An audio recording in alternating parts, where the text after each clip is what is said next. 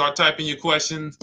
Marcus asks, why do I love leasing? I'll tell you, that's a great question to start out with, Marcus. Thank you. Everybody, feel free to start typing your questions. We'll get to as many as possible. Welcome to Car Shopping Questions and Answers. I'm your host, Deshone, known as Deshone, the Auto Advisor. Everything we'll be teaching today is out of my new digital book. It's called Cars from Home, 7 Steps to Saving Time, Money, and Avoiding Dealerships. So I'm going to be very thorough. I'm not going to hold back anything. If you get to the point where we're going over so much info and you're like, wow, this is a lot, we break it down in a step-by-step way in my new digital book. It's already 5-star rated. You can Google it. And that book has helped hundreds and hundreds of people get to below market deals from home. You can get a copy of it as part of our welcome offer. It's normally $97, but as part of our welcome offer, you can get it in our TikTok bio for 75% off, or in our Instagram bio, or we have a comment in the Facebook and the YouTube comments for you. Activate your 75% off, but it's only good for 30 minutes. That's our welcome offer to you. For those of you who you like more of a, Deshone, let's work together. Can we do this together?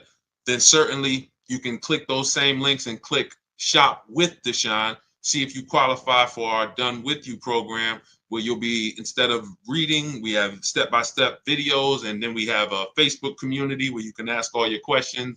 Over 1,500 people in that community, and we do 2 coaching calls a month with me personally. So let's get to it. Let's start with Marcus's question, and just keep typing your questions, everybody. As I see more people come on, we'll keep giving you the shout outs as new people come on. All right. Marcus asks, why do you love leasing? The payments. The payments.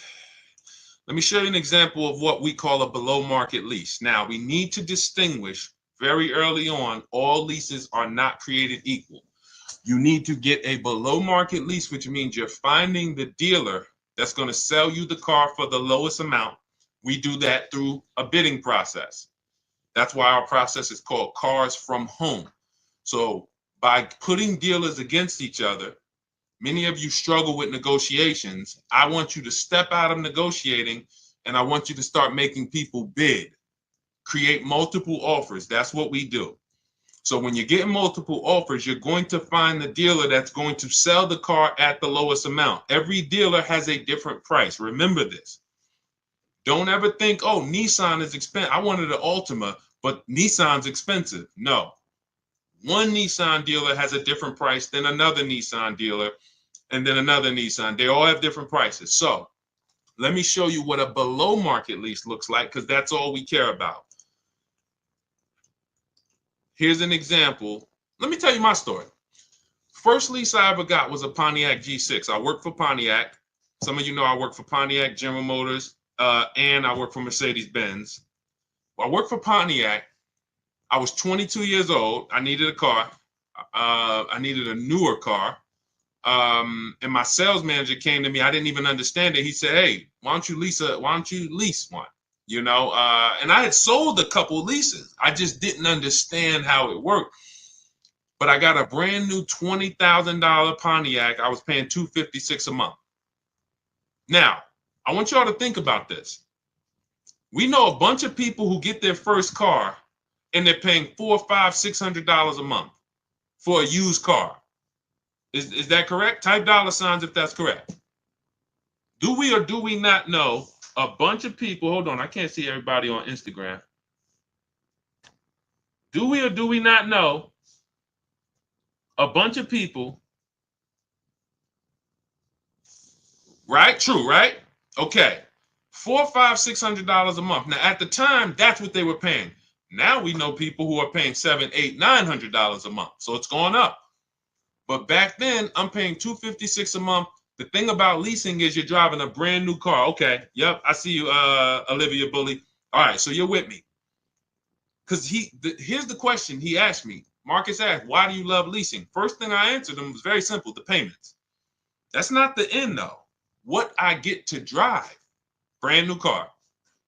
Every lease I've ever had, me and my wife have had, I think, 7 leases. We just got our 7th lease on an Infiniti QX60 SUV. So, and we purchased cars too. I've had cars we purchased. But here's the thing. All brand new cars. And I remember when I was 22, I was paying $256 a month for that Pontiac, but we had a friend who got a brand new Corolla and was paying $500 a month. Did she get a bad deal? No. It's a $22,000 car, add taxes, 25, finance that over 5 years, that's a $500 payment. It's not that she got a bad deal. She was taught, hey, I want a car, I got to purchase it. So let me ask you, you're a young 22-year-old starting a family, you're driving a brand new car, you're paying $256 a month, another person driving a brand new car paying $500 a month. Who's winning? The lease or the purchase? L or P? L or P? Let's go, chat. Some of y'all know. If this is your first time here, type the number 1 because y'all going to get to know what we do here. Type the number 1 if this is your first time ever on a car shopping questions and answers stream with us. Arturo, good to see you. Rosa, good to see you. Shirley Johnson, good to see you. Jess, if this is your first time on the show with us, good to see you. Susan, all right. Eagles, I see you. Rosa, I see you. Lauren, good to see you checking in. Love, good to see you. All right, Olivia Blue, this your first time. Glenn Coop. All right. So for those of you, this is your first time, the way you get the most out of what we do here is stay by the keyboard. Stay by the keyboard because this is active. We're only here for about an hour and then we're out. We can go back to doing what we were doing, but God willing, you don't go back to car shopping the way you were car shopping. We can change the way you car shop on this stream, but you got to be tapped in. So that's the difference. The person who's leasing is paying far less. Now, let me give you an example of somebody like one of your peers. Forget about me. Look at somebody like, let's take Zafrina. Now, Zafrina got a 2024 Jeep Grand Cherokee. Look, $579 a month. $579 a month. This is a $66,000 vehicle. It's an electric SUV, $579 a month. Now, some of you know, every $5,000 on a car loan is how much per month?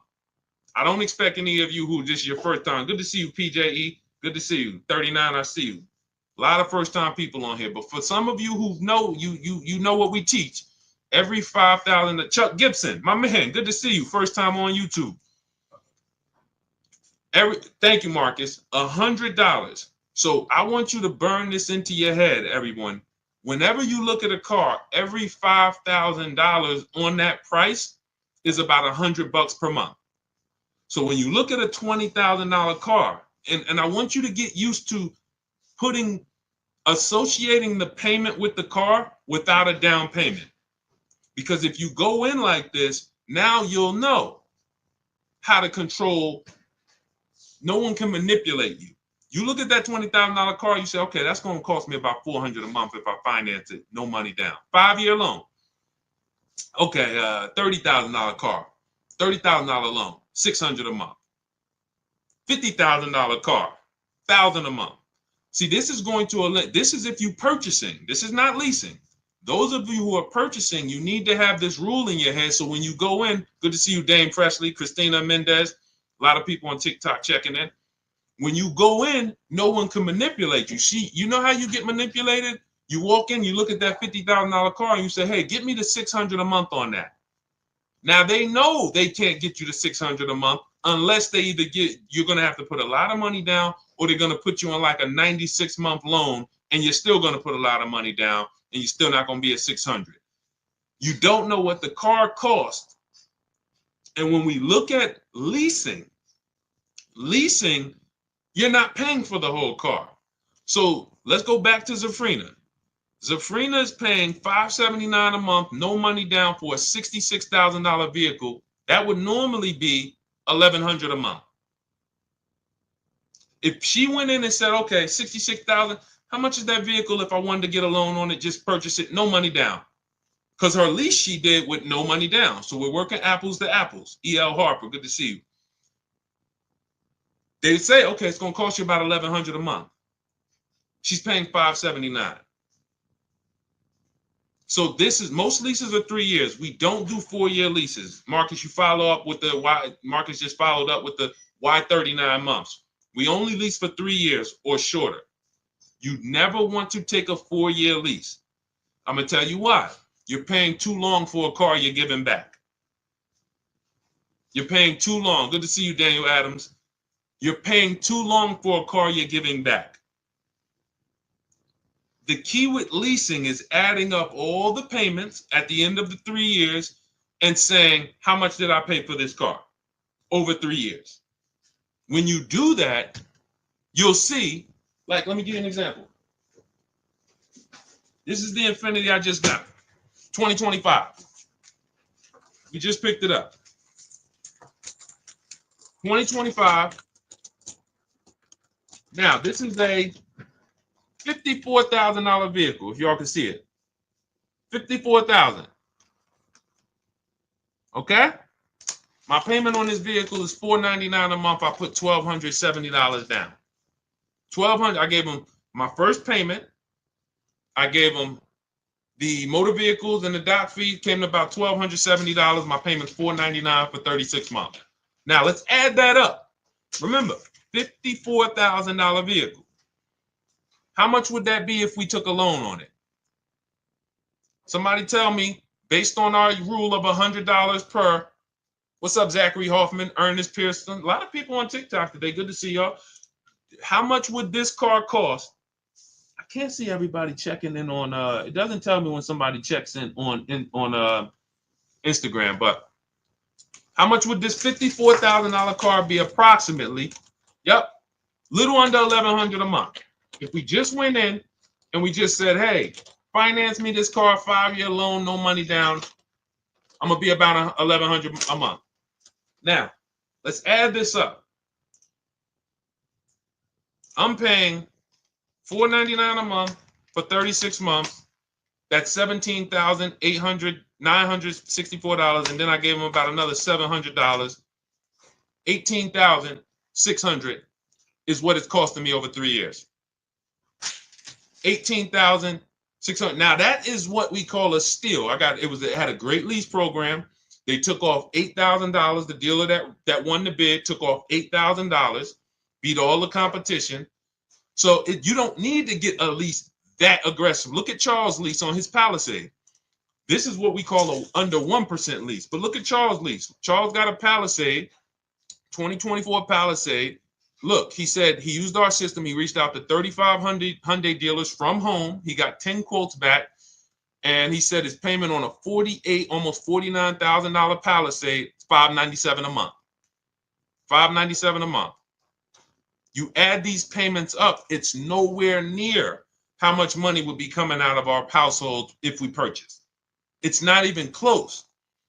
So then you might say, Deshone, what's the benefit of purchasing then? It's for the long term. That's why, everything I'm teaching is out of our 7-step Cars from Home system. It's the 7-step system in my new digital book, Cars from Home. But step 1 is what we call the most important question, which is how many years are you going to keep the car? If you're not keeping the car 8 years or more, you should not be purchasing it. You should be shopping for a below market lease. For those of you who are like Deshone, who's a long-term person? You keep your cars 8, 10, 12 years. Let us know. You're long-term. 3, 4, 5 years, 6 years, you ain't even thinking about that. You're long. What's up, Amanda F? Good to see you. Scott W. Juanita Harris. Good to see you. Who's the long-term people? Long-term. Do we got any? See if we got any. We're live on YouTube, Instagram, Facebook, and TikTok. Any long-term people? You're keeping your cars 8, 10, 12 years. Let us know how long you've had the cars. Thank you, Scott W. Appreciate you. Okay, Glenn Coop. How many years are you going to keep the car? You said you're long-term, but how many years? How many years have you had your last car? Put it like that. Let us know who's had their car 8 years. Just type the number of years you've had it. 10, 15. Because you know what my truck just hit 11 years. Okay, I see you, P Haircuts. Okay, we got one. What I'm seeing is, and this is why I'm leaning more into leasing, not just the fact that the questions come in about leasing, but the fact that I'm seeing more and more people are keeping their cars for less time. All right, we got Keon Jones, keep his car 10 years. 16 years on a Suburban, Scott W. Okay, these are the people who should be purchasing. and you need the Glen Coupe has a 2015 Equinox. Okay, so you're approaching the 10-year. Yeah, you're right about 10 years. So let's consider this. Some of the rest of you are like, wait, I'm not keeping my cars anywhere near as long as these people. You are the people who should not be purchasing, because I just showed you the amount of money we're paying for these below market leases when you know how to shop. Now, if you're purchasing, you still need to get below market deals, because dealers are lying to y'all. 8 out of 10 dealers are still telling, hey, there's limited inventory and all of this, and this is why you need to pay these high prices. It's just a matter of you not knowing how to shop. That's what the Cars from Home system will teach you how to do. Make people bid, look at multiple offers. You still need to get below market deals. But if you are not keeping the car at least 8 years, you cannot win with a purchase. You can't win unless you're buying like Facebook Marketplace cars, $3,000, $5,000.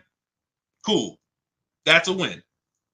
But if you're buying 15, 20,000 and plus vehicles that you're not keeping for 8 years, you're putting hundreds and hundreds of dollars a month into them. Not to mention repairs, warranty issues, all the things that you're like, it adds up, that you're not going to get back. That fortunately, people who get below market leases, we don't have to worry about any of this stuff.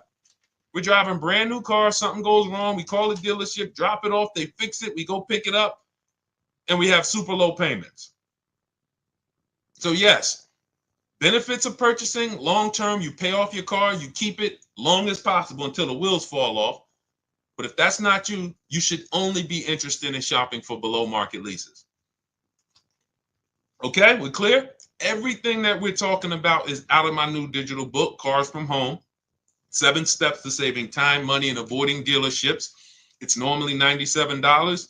You can get it as part of our welcome offer for $24, but it's only for 30 minutes. That's our welcome offer. It's in my TikTok bio, Instagram bio, the YouTube comments, or the Facebook comments. And you can activate that. It'll be in your inbox by the time we end the stream, and you'll have everything we teach about how to get below market leases, new cars, purchases, how to get below market loans, high mileage driving strategies, bad credit. What do you do when you have bad credit? How does this plan change with bad credit? That's all in there. For those of you who are like, Deshone, can we work together? Can you walk us through this? We have our Cars from Home done with you. Click those same links, see if you qualify for that program. And then we have our group. When you see everybody, all of these people I'm posting from our Facebook group, same system. It's just 2 different learning styles. Some of you, you're a do-it-yourself person. Deshone, give me the blueprint. I will follow it to the T, and I will knock it out. We don't leave anything out. That's why that book has 5 stars. You can Google it, all on Goodreads. Thank you to everyone who's reviewed it and rated it. It's the master blueprint of do-it-yourself car shopping and doing everything we do. Those of you who are like, you're more of a done with you person, you want a community. We have 1,500 people in our Facebook group that's come before you, and you got people who've gotten multiple cars using our system in our Facebook group. Sheree just got her 4th car. Where is she at? She just got her 4th car. Look, graduated again. Look, turned in my 2022 CRV, got a 2025 Honda CRV Sport. This is the second go round of a lease. She's gotten 2 pre-owned cars. So look, Ken McGee. These are people who came in just like you, didn't know anything about shopping from home, and they just assumed based on what I was saying that we could lead them to success. And they came in, they followed a predictable system, and look, I graduated $585 monthly payment, no down payment, $49,000 Nissan Murano Platinum, almost $50,000 vehicle. He's paying $585 a month. There's people right now paying almost $1,000 a month for that same vehicle. $900 if they took a long loan, $800 if they took a 96-month loan. He's paying half of that. So this is about financial literacy with cars. So you can see if you qualify for our Done With You program. Let's keep the questions coming. And let's go. We got a lot of people on here. I want to make sure we get to as many as possible. What's a normal interest rate for a solo guy credit 700? It's a great question. We can't feel for the bottom with interest rates. No matter what interest rate you get, if you leave the dealership and someone was to ask, do you think you got the best interest rate? you're going to say, no, I don't know. I hope I did. That's why we use a strategy called the bank bidding war. Everything we do is a bid. The one thing that eliminates buyer's remorse is bidding. Why do you think we can buy a TV on Amazon in 10 minutes and not regret it? It's because we're seeing enough of the market. You go to on Amazon, then you pop over to Walmart, then you pop over to this, and you see in 10 minutes, you see, all right, this is the best price, right? Right? Type right if you understand that. Type right if you could. See, these are principles. What's up, Jerry Eric? Good to see you. Susanna, Callie Craig. See, that's how we have price assurance. Price assurance and lack of buyer's remorse comes from multiple offers. It's simple. So in order for us to say, all right, how do we make sure we don't have buyer's remorse when it comes to our loan, or when it comes to our trade-in, or when it comes to the car we buy? We need to make sure we see enough offers to know that we got the best. And notice, dealers are going to try to keep you from getting more offers. That's why they think you need to be there to do business. See, that's all works into, hey, if I can keep you from shopping other offers, I can make sure I'm controlling the price, which is why we focus on cars from home. So how do we employ this bank bidding war system? Credit bureaus allow, and anybody can Google this. Okay, I see you, tips notes. Wait, I'm sorry. Tips and toes. Good to see. All right, so everybody's following. I'm glad to see everybody's tracking on this. This is what we'll get to you too, Tanya Rails. Make sure you get Tanya Rails on Facebook too, Dolan. But hold on, let's finish this up because we're talking about how to make sure we don't have buyer's remorse with our interest rate. A lot of people don't know that the credit bureaus, the people who rate our credit and sell that score to people, they allow us to shop and have multiple banks and credit unions access our credit, but it has to be within a short period of time. It's called the rate window. So if you Google rate shopping, you can verify this. So what they say is, in a short period of time, you can have a bunch of people access your credit with a hard pull. And at the end of that window, it's going to weigh on your credit as if it was one hard pull. So if one hard pull would have weighed your credit down 10 points, you can have 15 of them in that window and it's still going to be 10 points. This is how we move, which is why we never do a pre-approval with a hard pull. Who's ever gotten a pre-approval with a hard pull? I'm going to tell you what the bad part is about that. And look, see, if you get the mindset that none of these people want me to shop, if you can burn that into your mind, oh, the dealers don't want me to shop, correct. The banks, even my banks, they don't want me to shop them, correct. That is the mindset. So when you get the hard pull, it's going to drop your credit. But here's the bad part about the pre-approval, has an expiration on it. So they'll send you out with a pre-approval. Hey, Mr. Williams, good news. Hey, Haley, let's use Haley. She just jumped on. Haley, we'll give you the pre-approval, but it's a hard pull and it's only good for 30 days. So now you're going out there and you're trying to find your car and like, hey, oh man, I got to find a car within 30 days. Because the last thing we want to do is not find a car, and what happens? We got to run our credit again. So we literally have the bank who's supposed to be helping us, hurting us, which is why we don't do any pre-approval with a hard pull ever. Ever. We are not going to limit ourselves and force ourselves into this rush shopping. One thing you're going to learn as you use the cars from home system is we don't rush shop. Some of you, you're in an emergency. That's no problem. Okay. Listen, if you need a car in a short period of time, we have people who, Ansley got a 1% lease. When he got his car, he came in, he used our system. Our system is designed to go through in seven days. You can get your car in 7 days below market deal. That's not a problem. You can see here, he says, look, one car down, he had 2 more to go.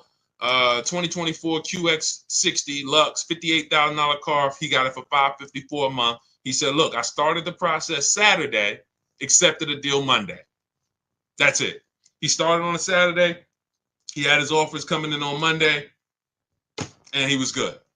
So it's not a matter of time. It's a matter of knowing what to do.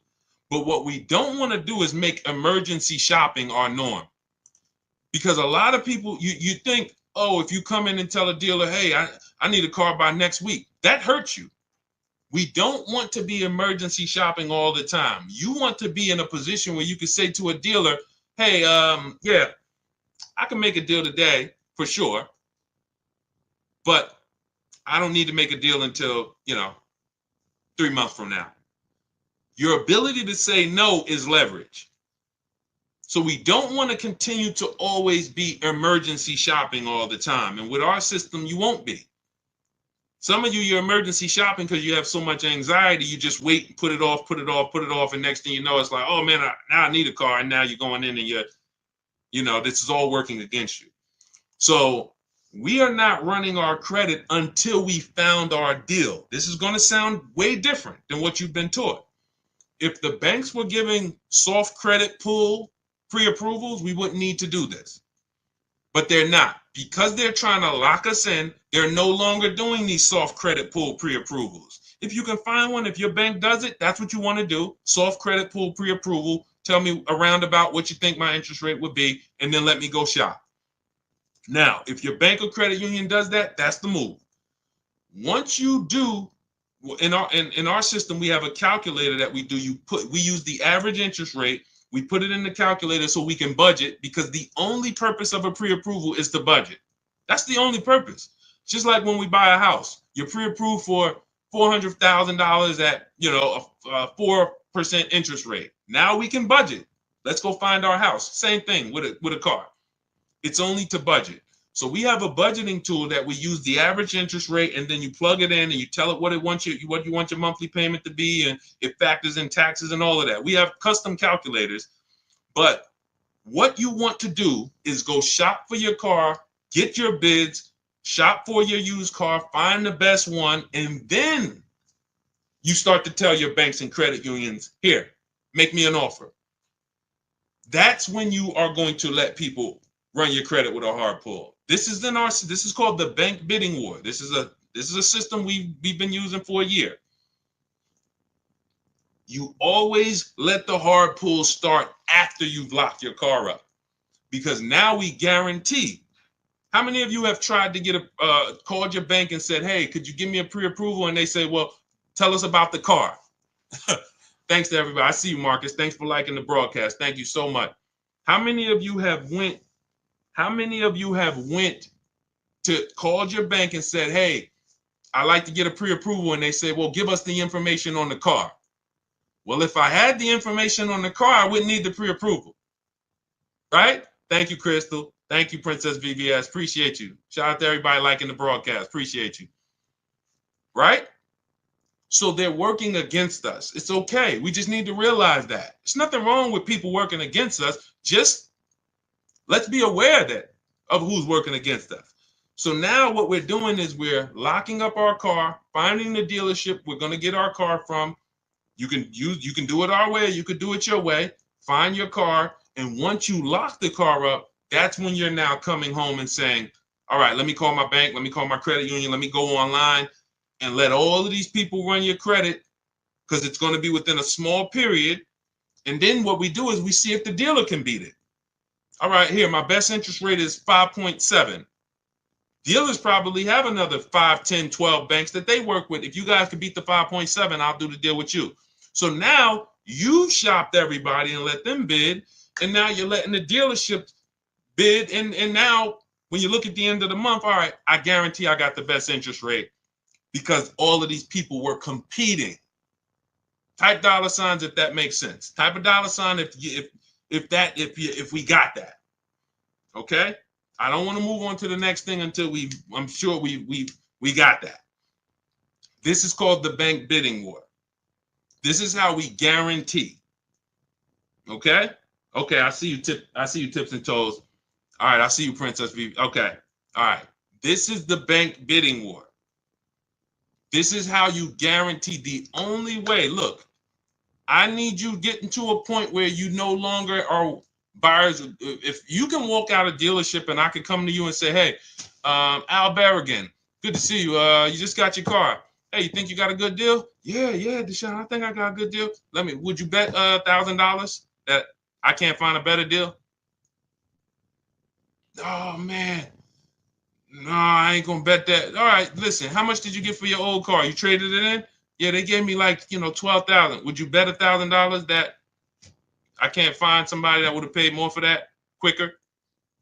No, I ain't gonna take that bet. No price confidence because there's been no bids. But if you bid your car out to CarMax, Carvana, in step 2 of our process, we have a 7-step process. Step 2 is the equity assessment. We're getting bids from CarMax, Driveway, Carvana, KBB Instant Cash Offer, Car Guru's Cash Offer, AutoNation Cash Offer. 6 offers we're getting. Takes us 20 minutes. So now if he bids that out and you say, hey, you think you got the most money? Yeah, of course I did. Because I let all the people who buy cars make me an offer. When we bid out our loan, when we sit at home and we see the entire market on a used car, every used car within 100, 200 miles of me, I seen it. I made sure I got the lowest one. I'm shopping for a new car or at least I'm talking to 25 dealers in our system. We have something called the 25 to 5. We reach out to 25 dealers all online. We're not talking to these people. So those of you who are like, I don't like to talk to salesmen, we don't talk to them. I wrote all the scripts for you. You got all the emails. You just copy and paste them. We know everything they're going to say because I had to use those same scripts they used, and we keep the conversation going. When you get those offers, we're reaching out to 25 to get 5 offers. Price confidence. Price confidence always comes from bids. It's the only way. All right? Great question. Everything we're going over so far, everything I'm teaching is out of my new digital book. It's called Cars from Home, 7 Steps to Saving Time, Money, and Avoiding Dealerships. Saving time, money, and avoiding dealerships. It's normally $97, but as part of our welcome offer, you can get yours for $24. That's 75% off, but it's only for 30 minutes. That's our welcome offer. You head to my TikTok bio, Instagram bio, the YouTube comments or the Facebook comments. Once the timer hits 0, the price is $97, and it's worth every penny. That book will save you thousands and thousands of dollars as you use it. So it's not a question. But listen, if you get there before the timer is up, you got it for $24, and it'll be in your inbox by the time we end the show. For those of you who want to work together, you want to see, hey, can we work together? We have a Done With You program where instead of reading, you're actually watching short videos. And we have a Facebook group where you have a support of a community, over 1,500 people that have come before you in that group. And we have 2 coaching calls a month with me. So you can actually, if that's your learning style, see if you qualify. Just hit the button that says Shop with Deshone. See if you qualify for that. But either way, just use what we're talking about. If you can get it from these streams, you use what we're talking about. So that you can start to have confidence in your car buying purchases, and so that you can save all the money that you should be saving. Frankly, I don't want to give $1 up that I didn't have to give up. And many people are giving thousands of dollars up that they should not be giving up to these dealerships and banks. All right, go ahead, Dolan. Let's keep the questions going. That was a great question. We had to go into detail about the bank bidding war, but we got a lot of questions, so we're going to try to get through as many as we can. I think Dolan is trying to, he's trying to go through them. Okay, I struggle with leasing only because of mileage. I travel too much. This is a great question, and this is a misconception. In my book and in our system, we have two different strategies for high mileage drivers. If they're short term is we're not keeping our cars 8 years. And then we have one for long term. Because here's what typically happens with high mileage drivers who purchase their cars. You're buying your cars, you're putting a ton of miles on them, You're depreciating. Thank you, Pastor Frank. Thank you for running the lights up. Shout out to everybody who running the lights up on TikTok. Thank you.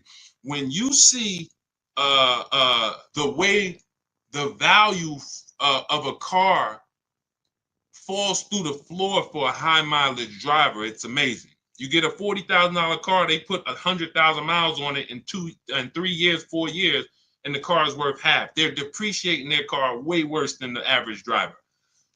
So with that being the case, you need to take different steps. The last thing you want to do is take out a normal loan. You're going to be upside down because your car value is dropping like this, but your loan is only dropping like this, very slowly. So you typically in 3-4 years end up with a car that's almost, that's really lost a ton of value while your loan is still ridiculously high. You're $10,000, $15,000, $20,000 upside down. We don't want to do this anymore. First person that came in that showed me about a high mileage lease was when I was a manager at Hyundai. I was a manager at Hyundai and I had never saw, I remember this guy came in and I was helping him ground his lease.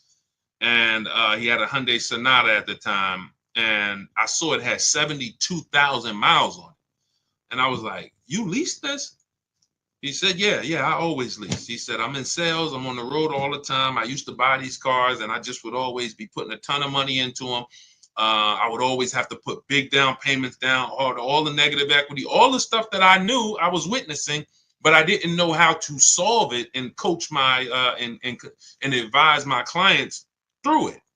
So I just thought, okay, hey, you drive too much to lease. I never even would talk to people about it. This was before I went to I had been with Mercedes for a couple years, but I had just never had this experience. So because I left Mercedes, I went to become a manager at Hyundai. I hated that dealership. And then I went back to Mercedes as a salesperson. But I saw what his payment was. His payment wasn't, let's say a normal payment on a Sonata at that time, a good deal was, $300 a month. His payment was only like $175 more. It wasn't double. He wasn't paying $1,000 a month. He was paying like $5,000. And he's driving 25,000 miles. So he's paying an extra $200 a month, call it, and he can drive as much as he wants to drive. Brings the car home, he ain't got to worry about nothing else, drops the car off, not worried about negative equity, nothing. And from then on, that's when I started advising my clients about high mileage leases. Most leases can be built up to 30,000 miles. So if I would have, for example, I got a 12,000 mile a year lease on this Infiniti that I got. I'm paying $499. If I would have gotten a 25,000 mile a year lease, I probably, instead of $500 a month, I probably would be paying $700 a month. But I'm driving 25,000 miles. $700 a month. I'm still way below what a person who purchases the vehicle, depreciates the heck out of it, and then goes to replace it is going to lose. So that's one strategy, the high mileage lease. And the other strategy is something I call 2 cars, 1 payment. Those of you who have a good car already that you're purchasing, pay it off. Pay it off. You might have been putting 20,000 miles a year on it. If let's say I got a nice car and I'm like, all right, I drive all this miles. Let me think about what I'm going to get next. I would keep that car and I'm going to go pay that car off and then I'm going to lease me a nice car. Because everybody doesn't always want to put the mileage on a nice car that they're going to lease, a brand new one. So they got their mileage car. So I got my paid off mileage car. I no longer need to drive 20,000 on this every year. I might drive 10 on this and then lease and put 10 on that. I only got 1 payment because this one's paid off. So I got my nice brand new lease and I got my mileage car. And I'm going to drive the mileage car until it doesn't drive. Good to see you, Vibe with Tamika. Good to see you checking in. Cody, good to see you. Candace. So this is this is strategy. In our system is tons of strategy depending on who you are.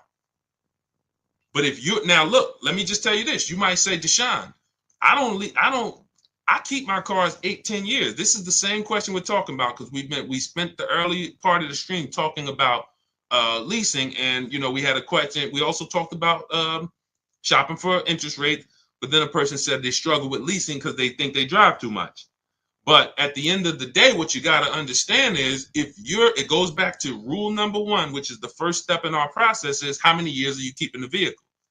If your question is more than 8, thank you, Vibe with Tamika. Shout out to the sharers. If your answer is more than 8, you don't need to lease. Doesn't matter how much you drive. Leasing is for people not keeping their cars 8 years. Does not matter how much you drive. If you're going to keep the car 8, 10 years, put 20,000 miles on it. Just go find a car that is capable and quality and goes the long run. I'll buy a car if I was, 20,000 miles a year, 25,000 miles a year, put 200,000, 300,000 miles on it, and just replace the car after a while. I get up one day, the car is not going to start. Man, it got 300,000 miles on it. I'll go get me another one. No reason to lease. But if you're not keeping 8 years, you should not be shopping for a purchase. Below market purchases, below market leases. Below market purchases are for people keeping 8 years or more. Below market leases are people not keeping 8 years. Very simple rule. And it's a rule. People who are in cars from home, the people who use our system, the people who learn from us, they know this is a rule. We don't break it. We don't break it. All right. Niche, good to see you checking in. Alex Kuya, good to see you. Call me Meister, good to see you. A lot of people checking in today on TikTok. All right, let's go. Let's get a couple more in. We got some more time. Let's get to as many more as we can. Type your questions. We will try to get to as many more. Let's not forget Tanya. Oh, wait a minute. Tanya, what about the extra mileage you made go over? Okay, hold on, Dolan. Okay, wait a minute. We'll do this one, and then we'll bring up Tanya's question from Facebook. I bought my lease out. Was this a mistake? In many cases, it was. And I'm going to tell you why. All right. When you buy, how long is the average lease? Type the number of years. I think many people know this, especially some of you who lease. How many years is the average lease? Let's go. Type. All right, Veronica Christian. Yep. 3. Exactly. When you look at the average lease and then you say to yourself, let me tell you a story. Tips and toes. Let me tell you a story. Because you might forget a lesson, but I find you won't forget a story. I'm at the dealership. I'm at Mercedes, right? Person walks in. They're like, I'm looking at this new car, they want to purchase. Like, okay. I look at their old car. Now I can see they got the old body style. So I can see it's a couple years old. What year is the one you got? Told me the year. It's about 5 years old. I said, did you buy it when it was new? He said, yeah, I bought it brand new. I said, okay. This is a story about why we never buy our leases out. Okay? Why we never buy our leases out. So I said, okay, how much you owe on it? Nah, I don't really know. I'm not too sure. Okay, we'll find out. So we pick out a new car. We pick the one he likes. We get to the numbers. I said, okay, I got to call your bank. I got to see how much you owe on this. Now, if a person has owned a car for at least 5 years and they bought it brand new, wouldn't you think it's paid off or either almost paid off? Yes or yes? If we looked at a person and said, okay, your car's 5 years old, and they say, yeah, I bought it brand new, I've been paying on it, wouldn't we think that car is either almost paid off or it's paid off, right? Yes, vibes with Tom. Yes, right? Where we at? I want to make sure everybody's clear. You got to be following this. If we looked at a person who had a 5-year-old car they bought it when it was new, wouldn't we say that car should be almost paid off? Yes? Okay, yes, tips and toes. All right, we're clear. So I'm thinking I'm about to call. Now, here's what I already know, because I'm already aware of the 8-year rule. I'm already aware that this person has paid a ton of money because you bought that car brand new and it's almost paid off.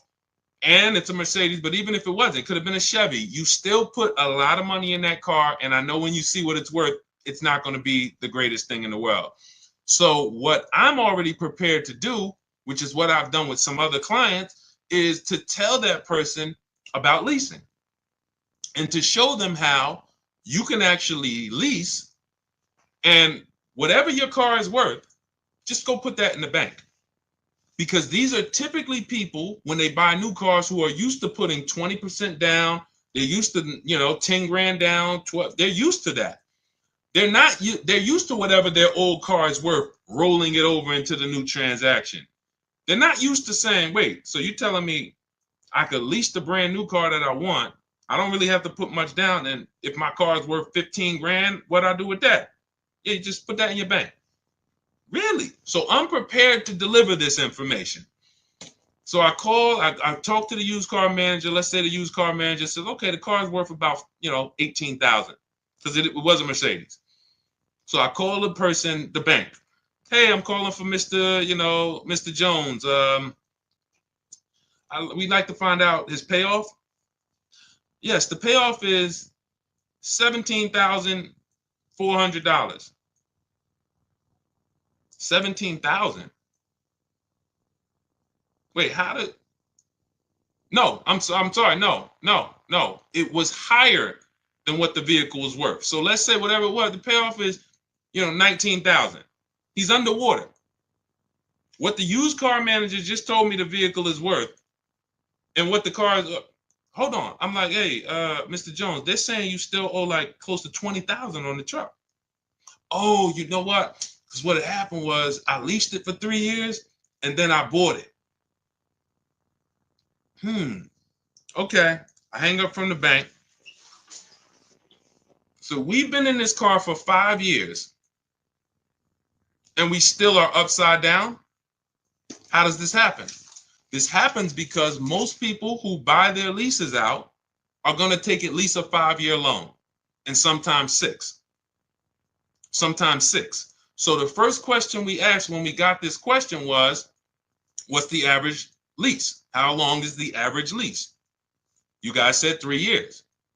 So then we say, when we look at buying our lease out to have a similar payment, hold on. I always have that alarm go off. To have a similar payment, we need to take a 5 or 6 year loan. And in many cases, it's 6. It is 6. What's 3 plus 6, y'all? Anybody here signing up for 9-year loans on cars? When you buy your lease out, this is the only time where we end up spending or committing to 8 or 9 years to pay on the same car. Now, is there an exception? Yes. One exception. 8-year rule. How does the 8-year rule go back into this? Because that's always the first question. See, when you buy your lease out, it's a transaction. I want you to look at it as all I'm doing is buying a car, but it's a used car, but it's my car. When you buy your lease out, all you did was buy a used car. That's it. But it's your car. So before we ever would buy a used car, we would ask ourselves the most important question, which is, how many years am I going to keep the car? Because if it's less than 8, we're not going to buy that used car. We're going to shop for a pre-owned, for a below market lease. So if you said, all right, I'm going to buy my lease out, and from the day I buy it, I plan to keep it at least another 8 years, then go ahead, buy it.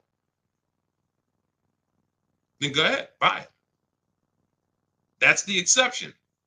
But you would have to be saying, all right, I leased it for 3, and then I'm going to keep it for another 8, which means I'm going to keep this car 11 years, or it does not make sense to pay 8 or 9 years on it. And mind you, when you look back and say, I kept it 11, hopefully it's longer, because to pay on a car for 8 or 9 years, you want to at least enjoy 3 or 4 or 5 years with no payments. Because again, all this money you shelled out, you could have just been leasing anyway and paying less and driving better cars. That's why the 8-year rule is what it is. That's why, you know, when you guys look, everything we're talking about is out in my new digital book, Cars from Home, 7 Steps to Saving Time, Money, and Avoiding Dealerships. If you focus on not skipping step 1 ever, step 1 is what we call the most important question. Before you do anything, you ask yourself, how many years am I keeping this next car? Hey, I want to buy my lease out. How many years am I going to keep it? 8? All right, let me buy it. Thanks, Melissa McGrady. Appreciate you. Shout out to everybody running the lights out. It's always the 8-year rule because depreciation is what's killing us on cars when we purchase them. So that's the exception. That's the only time. It's not like, oh, I'm paying cash for it, Deshone. Does it make sense? Doesn't matter. The depreciation of the vehicle in the short term is going to wipe you out compared to getting a below market lease. And let me tell you, let me show you Jen, because Jen no, it wasn't Jen. It was, she did exactly what I just explained when I was telling you guys how I would, people who, some of you, you're going to do this. You've been taught to purchase all your life. You've never leased. You really never understood leasing other than what, you know, you may have heard about it. Let me put this down. Hold on. That's not the one I want to show you. And what happens is you're like, well, Deshone, my next car is going to be a lease thing. Absolutely. So now what am I going to do with my car that I paid off or that's almost paid off? I would normally go swap this. Here's what you're going to do. You're going to do like what, where's she at? Hold on. This is a good one. Here we go. Melissa.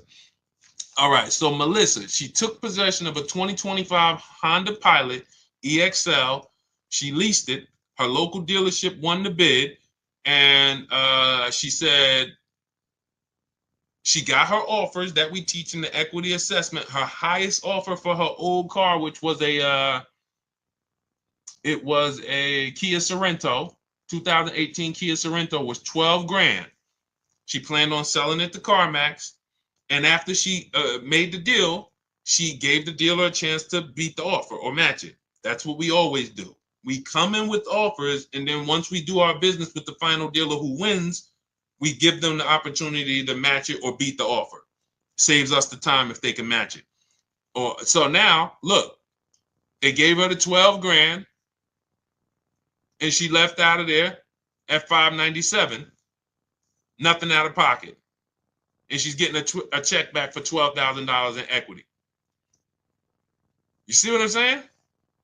She got her brand new Honda Pilot EXL, great payment, no money down, getting a check for $12,000. That's exactly what this last 10 minutes we talked about was about. Some of you, that is your next move.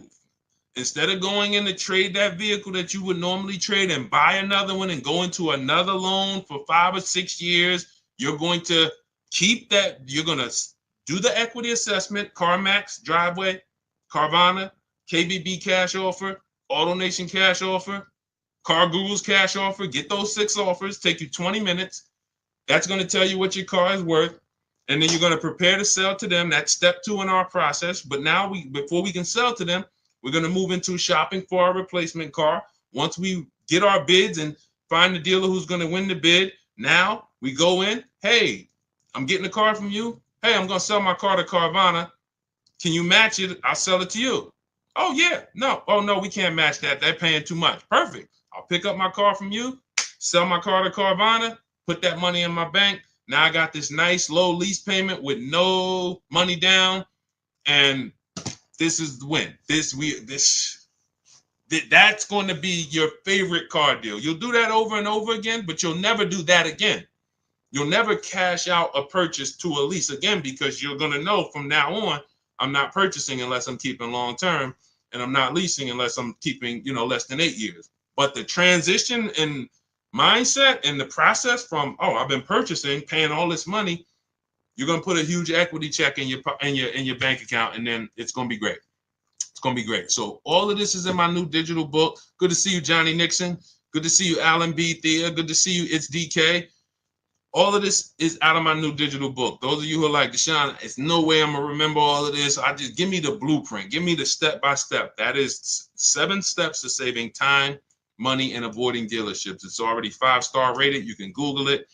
Thank you to everybody who's reviewed it. It's normally $97, but as part of our welcome offer, you can get yours for $24, but it's only for 30 minutes. You go to my TikTok bio, my Instagram bio, click the picture of me, or YouTube comments, Facebook comments. We have a link there. When you click that, activate your 75% off and get your book for $24. It'll be there. You have everything we teach about below market leases, how to get below market purchases, below market used cars, bank bidding war. It's all in there step by step. So you just follow each step, check off each step as you do it. And by the time you get to step 7, which is delivery, you're picking up your new car or they're delivering it to you. So that is the system. For those of you who you prefer a done with you, some of you will do it yourself. Give me the blueprint, Deshone. I will knock it out. That's the digital book. Those of you who are like, done with you, Deshone, can we shop together? Instead of books, instead of reading, you want to watch short videos, 3 to 5 minute videos as I walk you through the entire 7-step process. You can see if you qualify. Go to those same links, see if you qualify for our Done With You program. And then we have community with 1,500 people in our private Facebook group. You can get your questions answered, not just from me, but from 1,500 of your other peers that have come before you. Use this system. And then we do 2 coaching calls a month. You have up to 6 months of coaching calls with me personally as I help you get acclimated into the system. So when you see me share all of these pictures are from members of our private Facebook group. This is India. She got and she joined a year before she got her car. She said, I joined last year. She didn't need a car at the moment, but she said, I got back. She ended up shopping, got her 2024 Hyundai Elantra, 36 months. This was a $29,000 vehicle. She's paying $365 a month. No money down. $365 a month, no money down. This is what it's about. They're not me. I'm sure all of you know that I can do this. The reason why I showed them is because this is you. They were on broadcast just like you and followed a simple system, strategic system, and these are the results. All right, let's go. All right, Liam McCall, thank you so much. Enjoy it. Use it.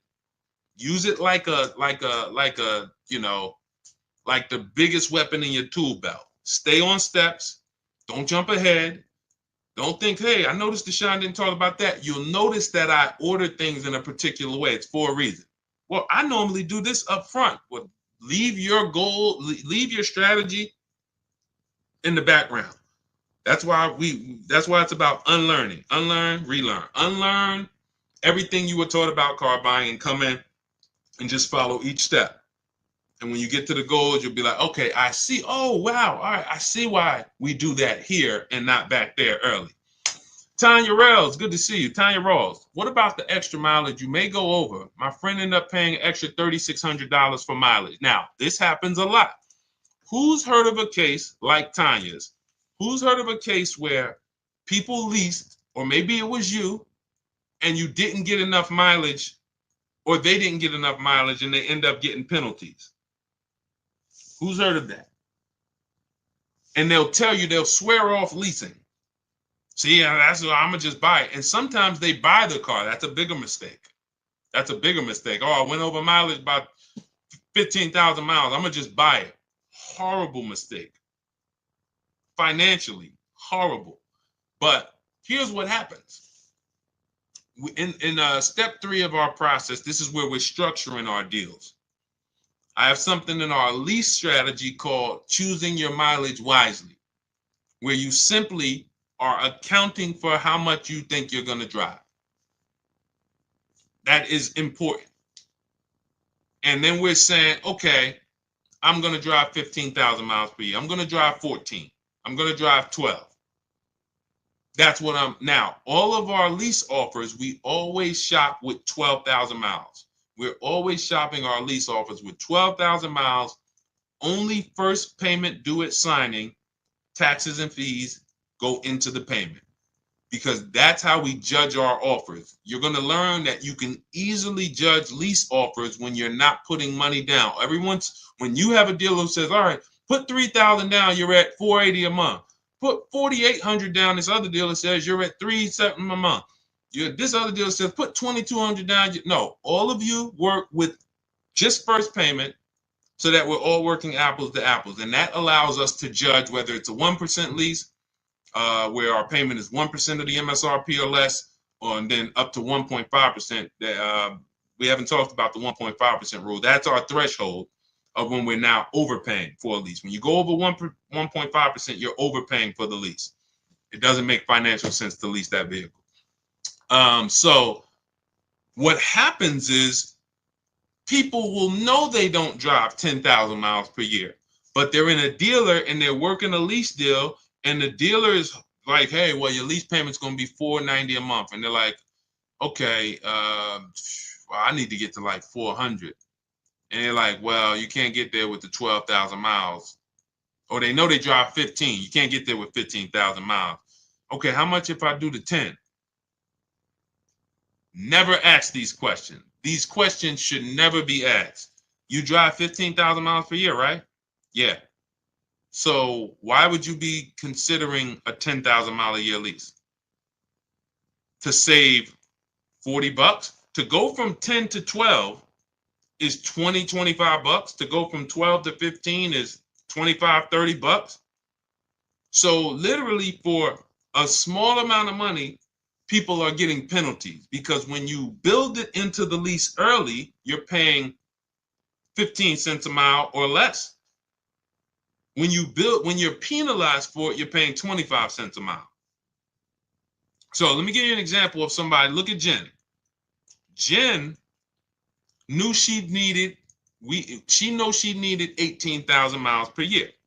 Now, we always shop, as I said, with 12,000 miles. Where's Jen at? Her smiling face always sticks out. Here you go. All right. Now, Jen knew she needed 18,000. We always shop with 12, whether you need 10, whether you're doing a low mileage lease on an exotic car. I don't care if it's a McLaren. You might say, Deshone, I want to do the 5,000 mile a year lease. Okay. We're always shopping with 10. If you do 25,000 miles, we're always shopping with 12 rather. Once we shop with 12, we judge the deal. 1%, 1.25%, 1.5% to determine the value. Then we adjust to the mileage we need when we find the winning dealer. So you can see, she shopped her offers, $39,000 Honda CR-V hybrid, $512 a month she got. That ended up being a 1.3% lease. That shows the value is there. 1.3, great lease deal, but I need to adjust the mileage now. Now she tells the winning dealer, okay, perfect, I'm going to do business with you. Can you tell me what the payment is if I go from 12 to 18,000? She goes from 512 to 563 a month. That's it. Look, so excited to have my first lease ever. So look, this is what it's about. She paid $47 more and she's driving 18,000 miles a year. Now let's just do this math real quick, Tanya, so you can see where these people make mistakes and where we make sure we never do this. So now we just looked at Jen. Jen's paying $47 more times 36 months, $1,692. That's what it cost her over 3 years to drive all the mileage she needs, $1,692. Meanwhile, thank you, Mr. Lieber. Good to see you. Thanks for running the lights up. Meanwhile, if you look at somebody let's say Jen would have been doing what a lot of people do and said, well, I know I need 18, but thank you, Mr. Lieber. You sharing that. Thank you. I need 18, but I'm going to stay at the 512 payment. Now, instead of she still drives 18.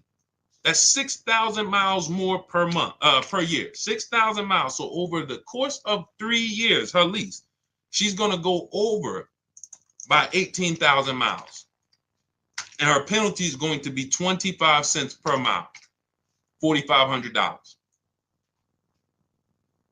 Type dollar signs if you understand. That's what people are doing. To avoid paying $1,600, they're paying a $4,500 penalty. So your friend could have literally probably paid $35 more per month, gotten all the mileage they needed, returned the lease, didn't have a penalty, went and leased their next vehicle, perfect. But instead, they settled for less mileage than they knew they needed. And now they got a $3,600 mileage penalty. That's why we have a section, choose your mileage wisely. That's what it's about. Okay? I'm glad everybody got that. So everything, listen, everything. If we ever share something and I'm talking about it, I'm like, okay, this isn't in my book, I'll let you know.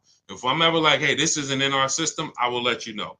Everything we have discussed on this stream is in my digital book, and stuff that we didn't discuss so far is in my digital book, Cars from Home, 7 Steps to Saving Time, Money, and Avoiding Dealerships. Normally $97, but as part of our welcome offer, you can get your copy for 75% off. That's $24. If you can get to our TikTok bio, our Instagram bio, the Facebook comments, or the YouTube comments, click that link before 30 minutes is up. That's your welcome offer. You'll get it for $24, 75% off. It'll be in your inbox, and you'll have those strategies to use step by step, nothing left out. Okay? And make sure when you get your book, you screenshot the thank you page, just in case some of you type your emails wrong. You don't realize you're typing quick. You're trying to not make sure you don't miss the 30 minutes, and you type your emails wrong. Make sure you screenshot our support team's email. If you don't see that email in 5 minutes, make sure you check your junk, check your spam. If you don't see that in about 5 minutes, just email our support team Monday through Friday. They'll get you your book. But it's usually, we have a great system. They get there. If you misspell it, that's the only reason it's not there. So anyway, for those of you who are like, Deshone, can we shop together? Do you have a more of a kind of an immersive experience where you guys are walking me through this? That would be Cars from Home done with you. You can click those same links in our bios or in the comments and click the button that says shop with Deshone. See if you qualify for that. If you do, instead of reading, we're doing short videos, step by step, 3 to 5 minute videos. You can do them on your time, and they're designed to get you to where both systems are designed to get you there if you need a car in a week. So it's not a matter of time. If you need a car in a week, what you need to know is what to do exactly. You don't want to be under the gun and not knowing what to do. Give me a checklist that I can operate under. So even if I'm in the rush, at least I know I have a checklist to get me through. So I'm not going to make a mistake. So, but for those of you who want to see if you qualify for the done with you, then we have our Facebook group where you can ask questions. For those who like, hey, you like community, you like support. You're not a do-it-yourself person. You're more of a done with you community person. We do coaching calls twice a month on Zoom for 6 months. You have access to the coaching calls with me to make sure you get this system to the T. And either way, I don't care how you get it. I don't care if you get it with the done with you. I don't care if you get it from our book. I don't care if you get it from, if you got everything you needed from this stream, Deshone, I got what I needed. Go execute it. If you get it from our free social media videos, go execute it. We just want to make sure you are paying the least amount for these cars that you should be paying. Good to see you, Mark. Mark in Nashville. Shout out to you. Good to see you, Glennis Jensen. So this was a great show. We had a lot of great questions. We'll be back for another stream. All of you continue to unlearn, continue to make these dealers bid. Never one dealer, never one dealer. The name of it, if you don't remember anything else, you don't have the book, you're not with our Done With You program, remember, never one dealer. It's about multiple offers. You could be the worst negotiator in the world. If you get multiple offers, you're going to save money by accident. Okay? Create competition. All right. So great show. Appreciate you guys. Great questions. God bless you guys. See you soon.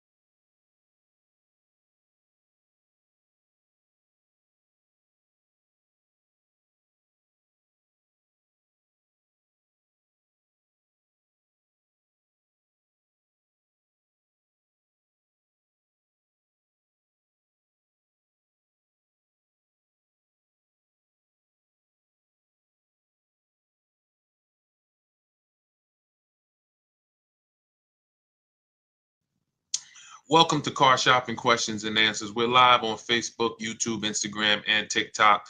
My name is Deshone. I'm known as Deshone, the Auto Advisor. And over the next hour, we're going to spend time getting your questions that you have about car shopping. I'm going to tell you some questions you should be asking that you may not know you should be asking.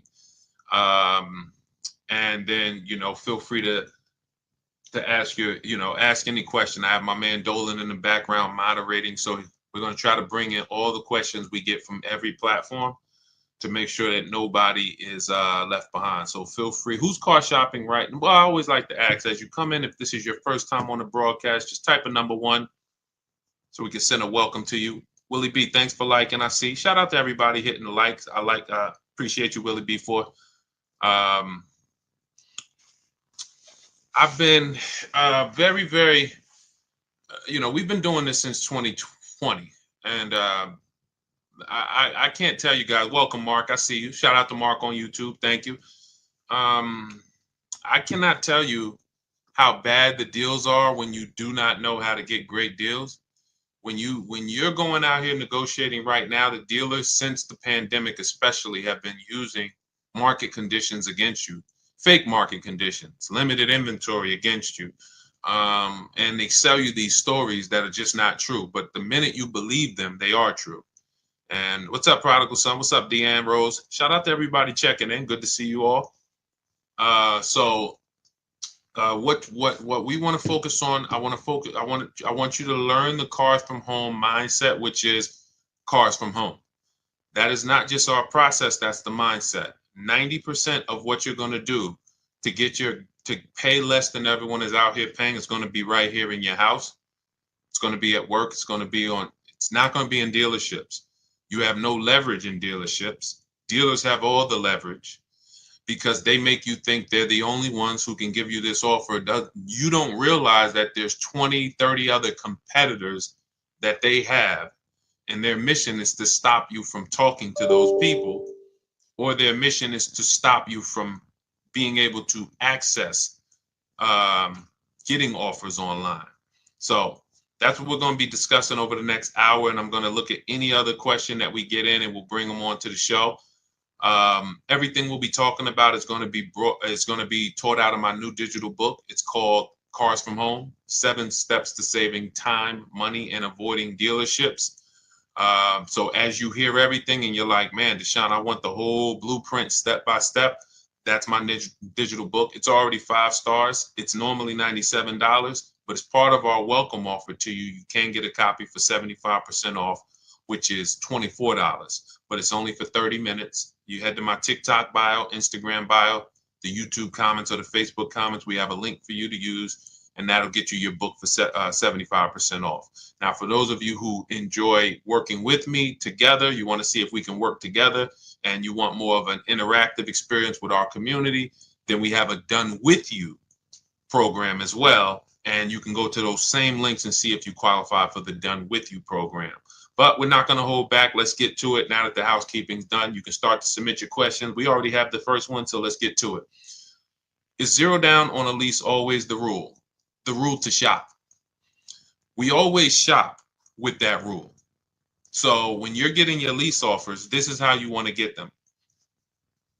First month's payment out of pocket only, that's 0 down. Because with a lease, you pay at the beginning of the month. So if you do 0 down, that doesn't mean you don't give them your first payment to drive off. So we're always shopping our offers with only first month's payment due at signing.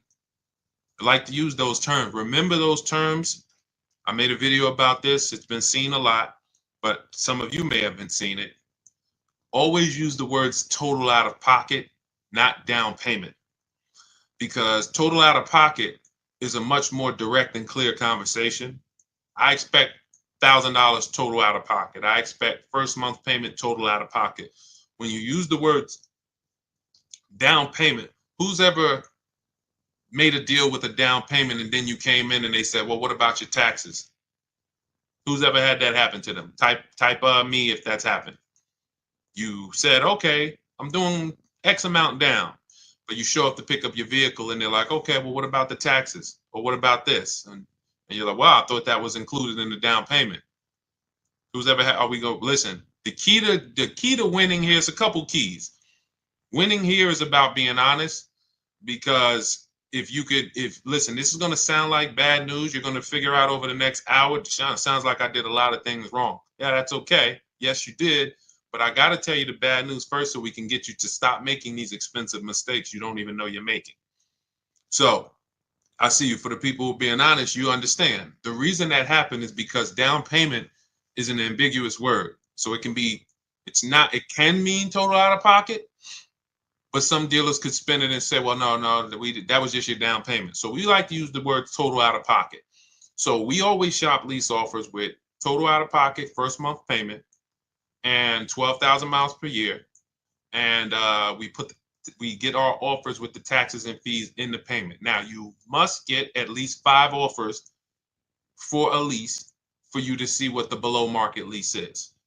Because we've been doing this, besides my experience with, since 2006 being in the car business, I've personally, since 2020, helped hundreds of people personally shop all over the country.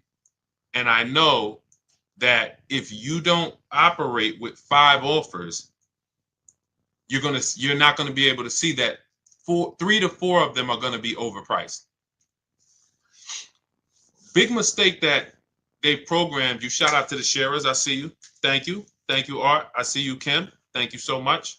Appreciate everybody who's tagging somebody. Listen, your friends will be mad at you when they come and tell you that, hey, listen, I bought this car and I got ripped. I hate they ripped me off, and then you say, hey, you should follow this guy Deshone. Hey, how long you been following him? A year? I watch his stuff all the time. Well, why didn't you share it? So share with your friend so that we can protect these friendships. Because when people lose on cars, they get very mad. So we want to stop them before they actually go make these mistakes. But that's what you want to do. You need to shop your offers with first month's payment, put the taxes and fees in the payment, get your offers, and you need to get at least 5, because then you're going to see, wow, 3 or 4 of these are overpriced by a lot.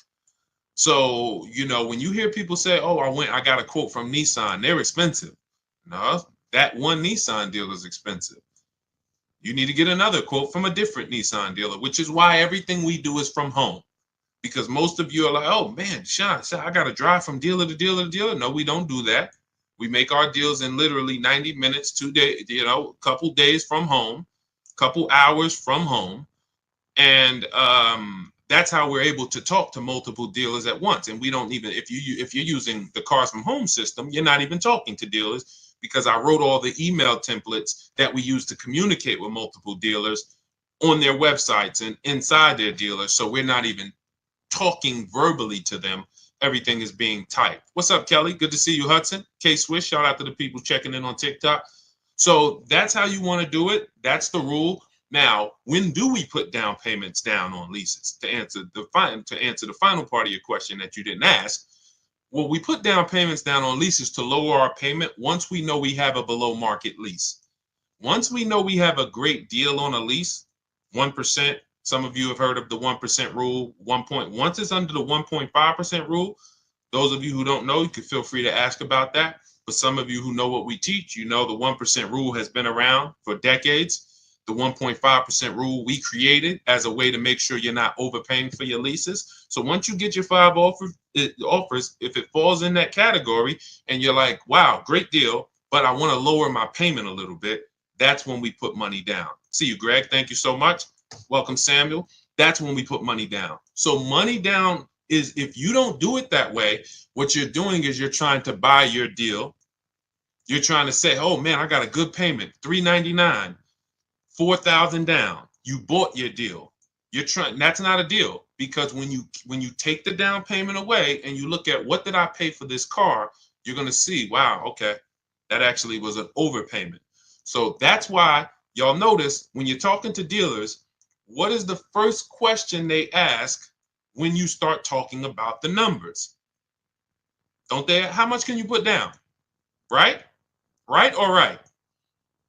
Stay by your keyboard, y'all. Come on. I see you, Vanny. I see you, Val. Stay by your keyboard. Let me go to my people on Instagram.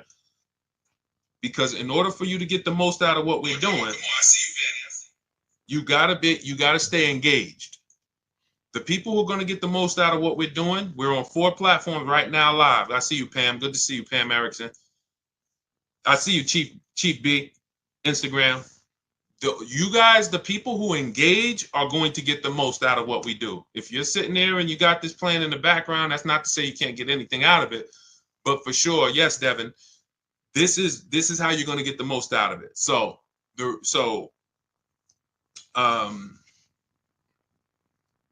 Yes. Okay. Yeah. I'm just watching the comments. So the 1.5% rule just says that if you're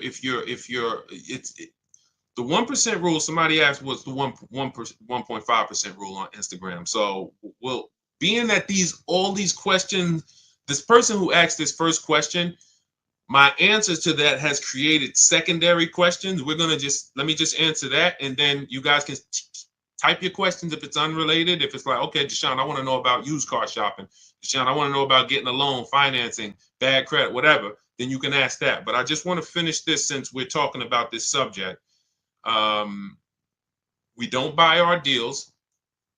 We must get a great deal before we put money down. And in order for us to do that, we shop with no money down. So we have to shop with no money down, analyze the deal. Great deal, perfect. I want to lower my payment a little bit. Let me put money down. Does that make sense? Type $ if we're clear on that part so far. Then we're going to, now let's talk, type $, because then what we're going to do is we're going to talk about the analyzing of a great deal. Good to see you, Bike Life. Analyzing, I see you, K&D. Thank you. All right, MFD Dad. All right, perfect. So now let's talk about this 1% rule and this 1.5% rule. So when I heard about, I remember when I heard about the 1% rule, I worked for Pontiac GMC Buick. It was my first company that I worked with in the car business. And I was hearing about the 1% rule then, which is if your lease payment is 1% of the MSRP or less, it's a steal. It's a steal. Doesn't mean you can't do better than 1%. You know, some of you, we talk about Frina sometimes, and Frina, she actually got a 0.88% lease. So we don't always want to even, there's several factors that are going to, you see her payment was $579 on a $65,000, almost $66,000 Jeep Grand Cherokee electric version. So you need certain things to be lined up to even be able to get a 1% lease. It's based on getting a big discount, which we're going to get by competitively shopping. We're going to find the dealer that's going to give us the biggest discount. But in order to get to the lower percentages, you need a great lease program. That's going to be your residual. That's going to be your money factor. That's going to be your any incentives, rebates. We don't know any of this stuff before we shop for the vehicle, because I know what some of you are thinking. Deshone, how do we know those vehicles? You don't. Frina didn't know that when she was shopping for that Jeep, it was going to come in at 0.88. All you can do, that's why when you use our system, we shop the market. It takes us a day, 2 days. We're getting offers and we can see, okay, this is what the market is on this vehicle. But the 1% rule is if your lease payment is 1% of the MSRP or less, it's a steal, great value. Add up all the payments. You'll see you're driving a very expensive car for a very low amount of money. That's the 1% rule. Now, when I first came to TikTok, because TikTok was the first platform that God blew me up on, I was hesitant to talk about leasing because I knew that some of you were going to go in and tell your dealers that you deal with, oh, give me a lease. And they were going to show you overpriced leases. And then you were going to take them because even an overpriced lease is better than your purchases. Even an overpriced lease is better than your payments you've been paying on it's a person who buys new cars because you were just taught, I was just taught, Deshone, buy my cars. You go in, you buy a $50,000 car. That's going to be wait, let's see, because we might have some new people on here. Who knows this question? In fact, the first person who answers this, you got a free copy of my digital book, Cars from Home, 7 Steps to Saving Time, Money, and Avoiding Dealerships. Every $5,000 on a car loan, when you look at a car, every $5,000 is how much per month? I'm watching Facebook. I'm watching. Every $5,000 sorry, on a car loan. Sorry. Anybody? Jordan, you got it. Jordan was the first person I saw. Every $5,000 is $100 per month. Jordan, just send me a message here on TikTok with your with your email, and I'll have the team shoot you a free copy of my digital books. $97, but you got a copy of free. Wait, hold on. I don't see. Oh, yes, it was Aman. You're right, Aman Cordova. You're right. The comments popped up so fast. You're right. You were first. send me a DM with your email, and I'll get that to you. Now, for all of you who like Deshone, I want a copy. Well, we have a welcome offer. It's normally $97, but you can get a copy for 75% off if you get to my TikTok bio, Instagram bio, YouTube comments, and Facebook comments. You just click that link. It's only good for 30 minutes, and you'll get your copy. You won't pay $97. You'll get your copy for $24. But so now let's take that and so when you're looking at a $50,000 car, that is going to be a rough, no money down. Again, see, people will tell you all day long, well, I got a $50,000 car and I pay whatever for it. They're taking out their down payment and they might have a very long loan. Let's take good loans, 5-year loans.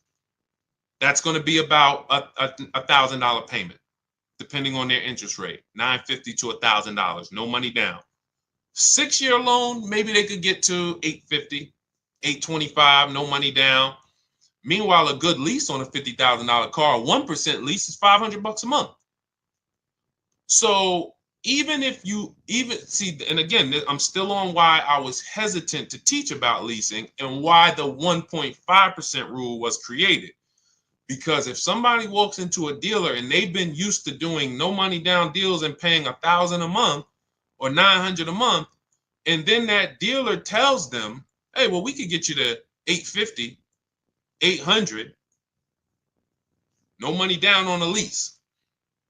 Some of them are going to say, okay, well, I think that sounds pretty good. Maybe you could do $750, overpriced lease, $750. Okay, wow. But so once I saw people start going out and then writing me, oh, Deshone, how's this lease deal look? I'm like, okay, we need to create a rule where leases are overpriced. And all we do, how do we determine that? Add up all the payments. It's very simple. Add up all the payments. And when you go above 1.5% of the MSRP, take the total MSRP. This is the price on the window sticker. This is the price on this window sticker.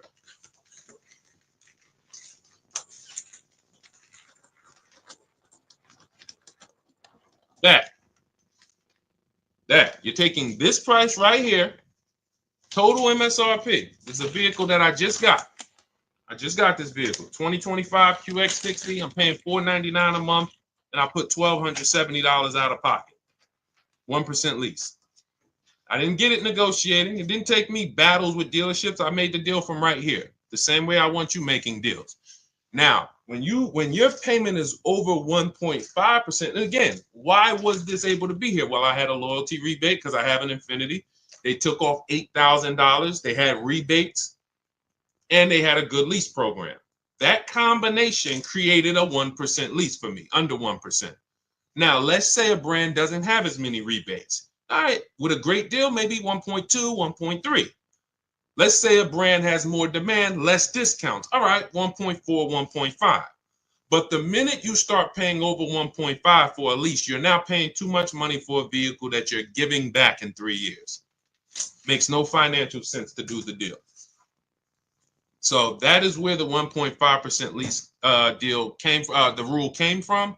And, so if that answers your question. Welcome everybody who just jumped on. I see the people are starting to come in.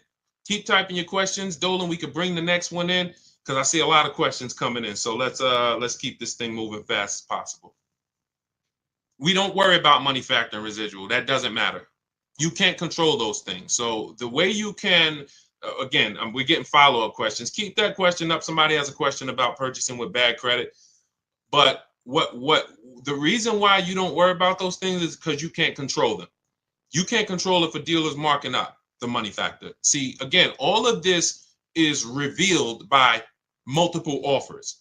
If you come into my dealership when I was there, if you worked, I worked at Mercedes. If you come in, okay, Deshone, what's the money factor? All right, it's 0.00270. How do you know if that's true or not? You don't. You can't go shop me against your bank. You can't go say, well, I'm going to use my bank to get the lease. You can't. So there's no point in you worrying about things you can't control.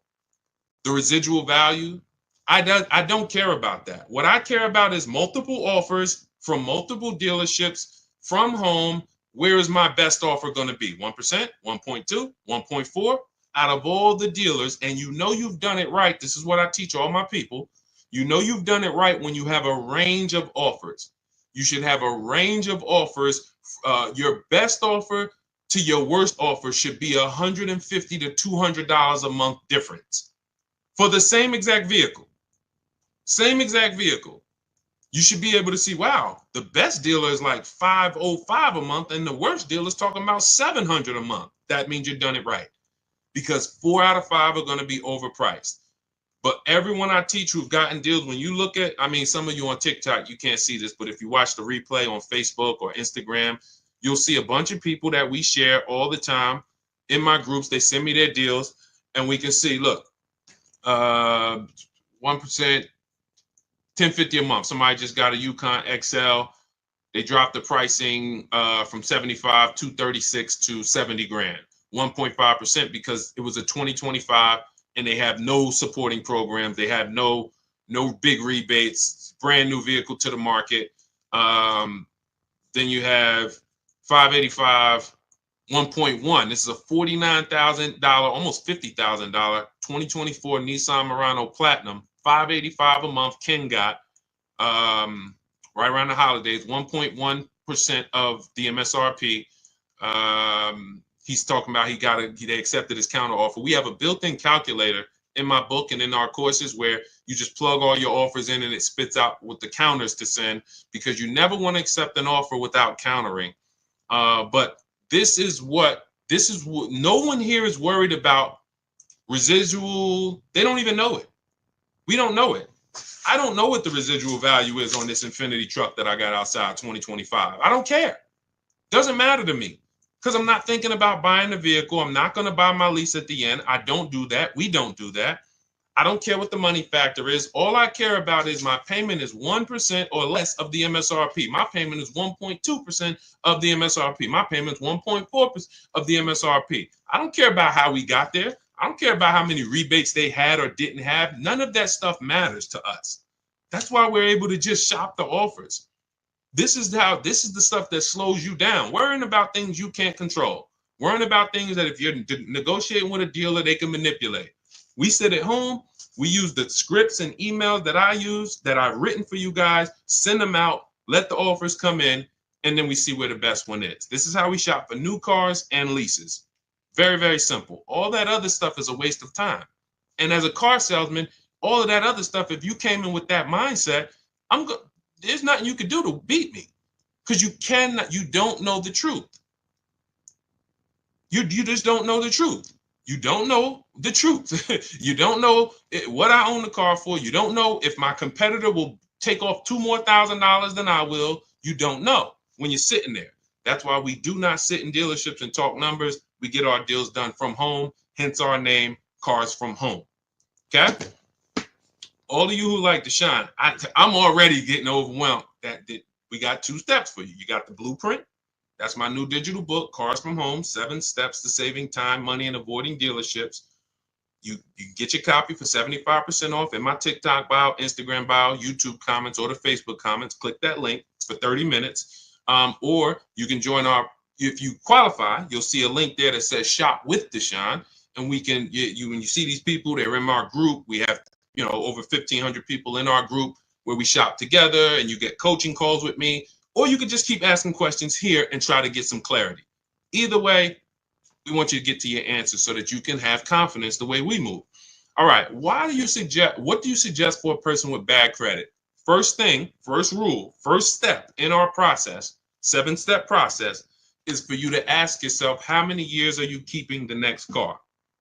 Very important, because whenever you are going in, hey, Lori, what's up, Dantes? Whenever you are going in to buy a depreciating asset, you want to analyze first how long you're going to keep it. What's up, Rico? The minute you don't take this into consideration, you have not dealt with the most important aspect of getting depreciating assets. At some point, this thing's going to stop depreciating like this. And what a lot of people do is they buy these depreciating assets, pay them off with a 5 or 6 year loan, if they even pay them off. Some of them even you trade them before you even paid it off. And then you go and you start a whole nother loan on a new depreciating asset right before it would have slowed down in its depreciation.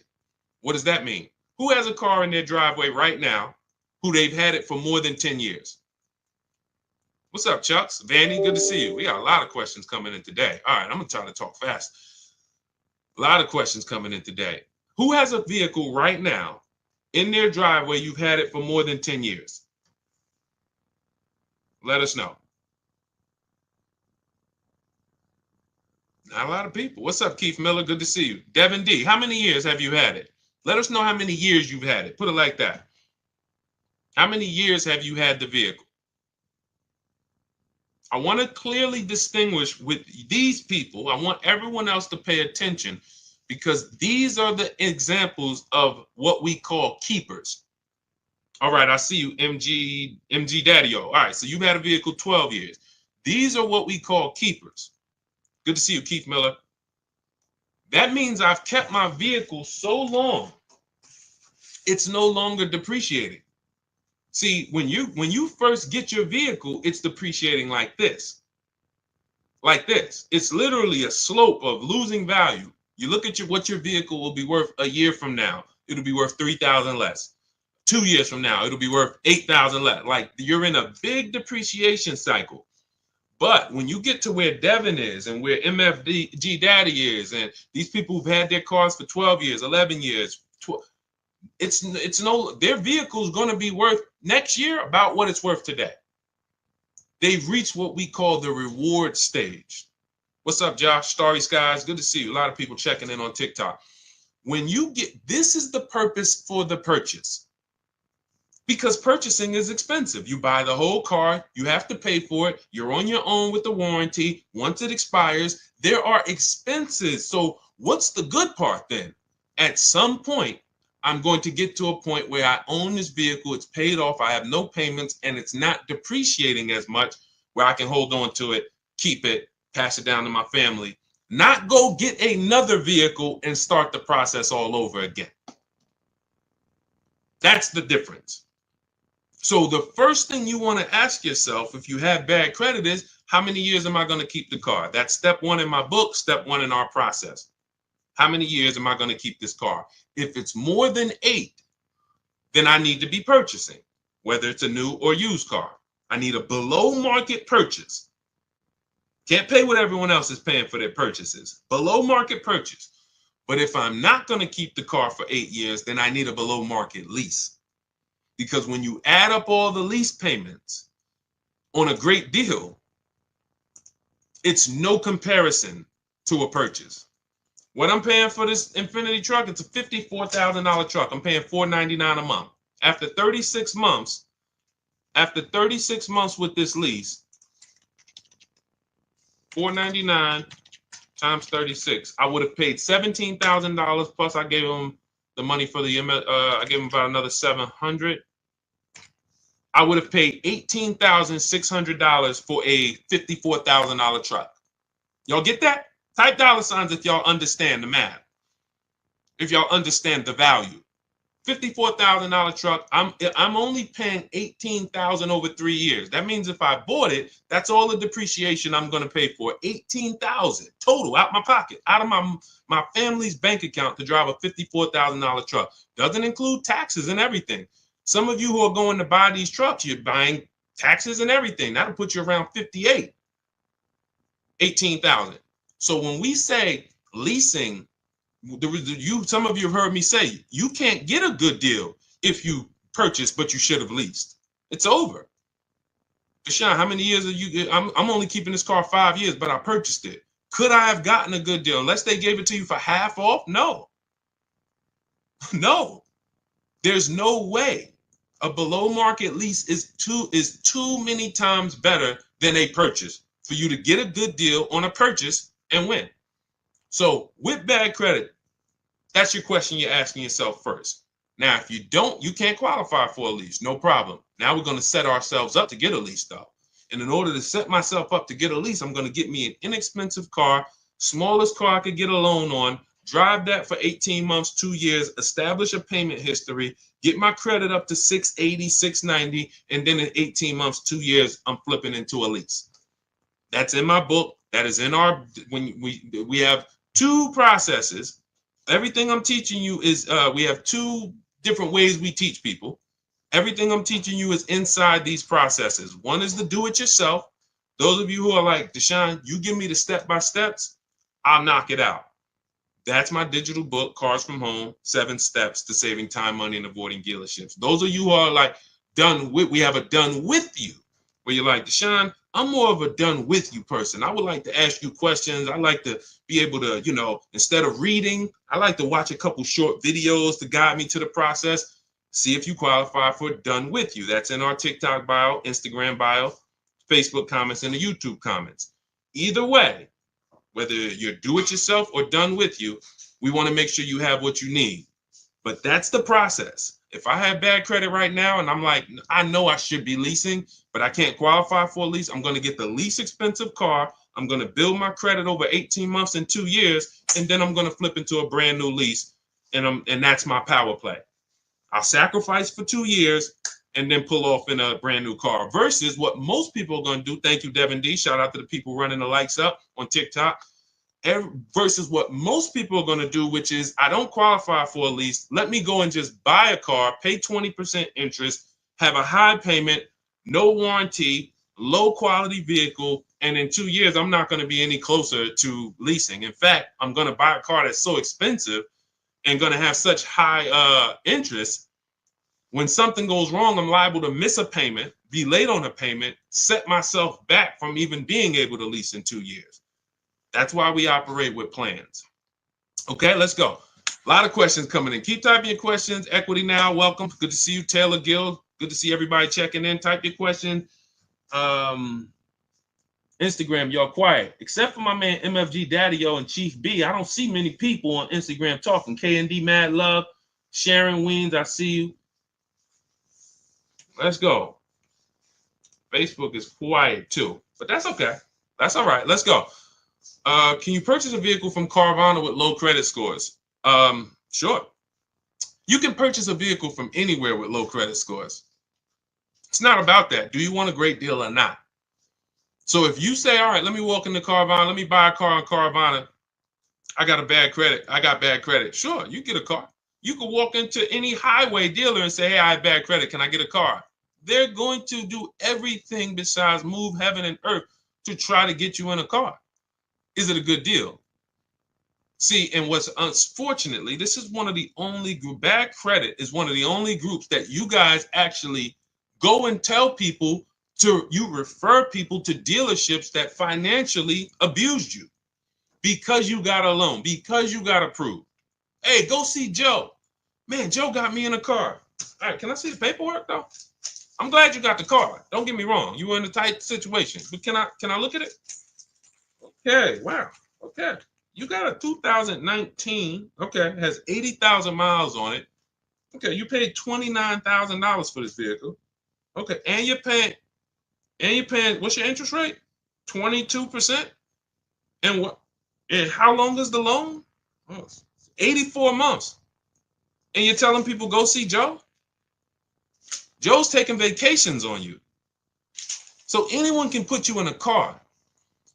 But with bad credit, what you should be looking at is this. See, we bid everything out. How do we guarantee that we pay less? How do we have what we call here Cars from Home price assurance?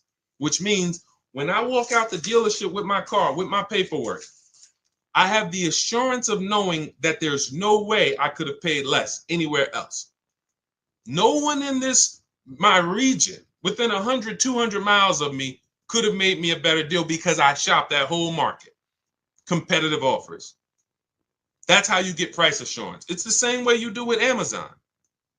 Same way, you could buy something from, why can we buy something from Amazon and have total price assurance? Competitive. It's okay, I'm gonna scroll this, I'm gonna look at reviews. Okay, this is a similar product. Oh, this is the same product. Okay, competitive. So this is how we shop for everything except cars. So all we're doing here at Cars from Home is teaching you how to shop for cars the way you shop for everything else. So when we're looking and saying, all right, we have bad credit, we're bidding out three things, three parts of our transaction. Who we get our car from, you need to win a bid. That means if I'm looking for a blue or black Honda Accord, that means out of all the black and blue Honda Accord, you need to be the lowest one, best value. That is very different than my loan. My loan, I need to pay more because I'm a higher risk. The loan, I need to pay 20%, 18%, 22% because I'm a higher risk. Has nothing to do with the price of the car that I'm getting. That's the second thing we bid out, our loan. Now, when you, thank you, Devin D, appreciate you. Thank you, Simone, good to see you. When you don't bid out, with bad credit, you lose the ability to bid out your loan because there's not many people who are going to give you a loan. We have some resources. We use a company called LendBuzz. They help a lot of people. I don't have any affiliation with them. They've never paid me a dime. I've never personally worked with them, but in my research, says they'll approve a lot of people. So now you can't bid that out because there's not 10, 15 people bidding for your credit like us. When you have prime credit, you can bid out your loan to, 10, 15, 20 people. That's how we do it. We have a process called the bank bidding war, and it doesn't affect our credit score. It weighs on our credit. So anyway, it's not even, I want to stay focused. But when you go into a dealership and say, all right, give me the car and the loan, you've now said, I don't want to bid.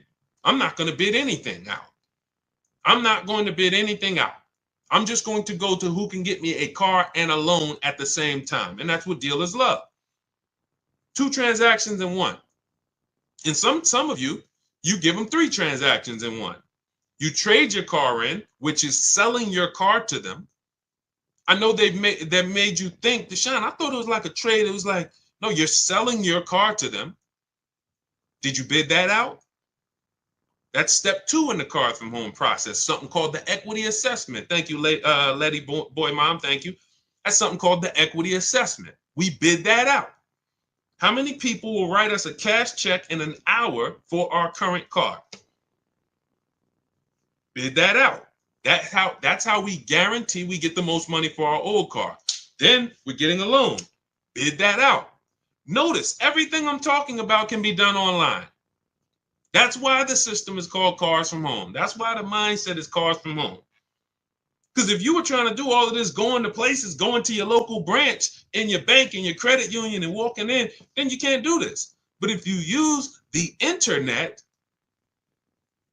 you can actually do all of this right here. And that's how we do this. So if I'm you, I'm finding where's the least expensive car out separately. And then I'm working with a bad credit financer like LendBuzz or someone similar who will give me the loan, but I'm going to get a great price on the car. I'm not going to mix those two. Man, I got a great price on this car, but I got 22% interest on my loan. That's okay. Because in 2 years, when your credit's better, a year when your credit's better, you know what you can do with the loan? Who knows? Type it, because most of you know. I got a great deal on this car, great price. Great quality car. Look at it. Wonderful. I pay 22% interest now, but in a year from now my credit's better. Thank you, Devin D. Refinance the loan. Very simple. So that's what I'm doing if I'm in a place where my credit's not good right now. I need a car. Perfect. I'll pay higher interest right now. Work on my credit in a year, 2 years. Refinance the loan. Now I got a good loan. Great car. Perfect.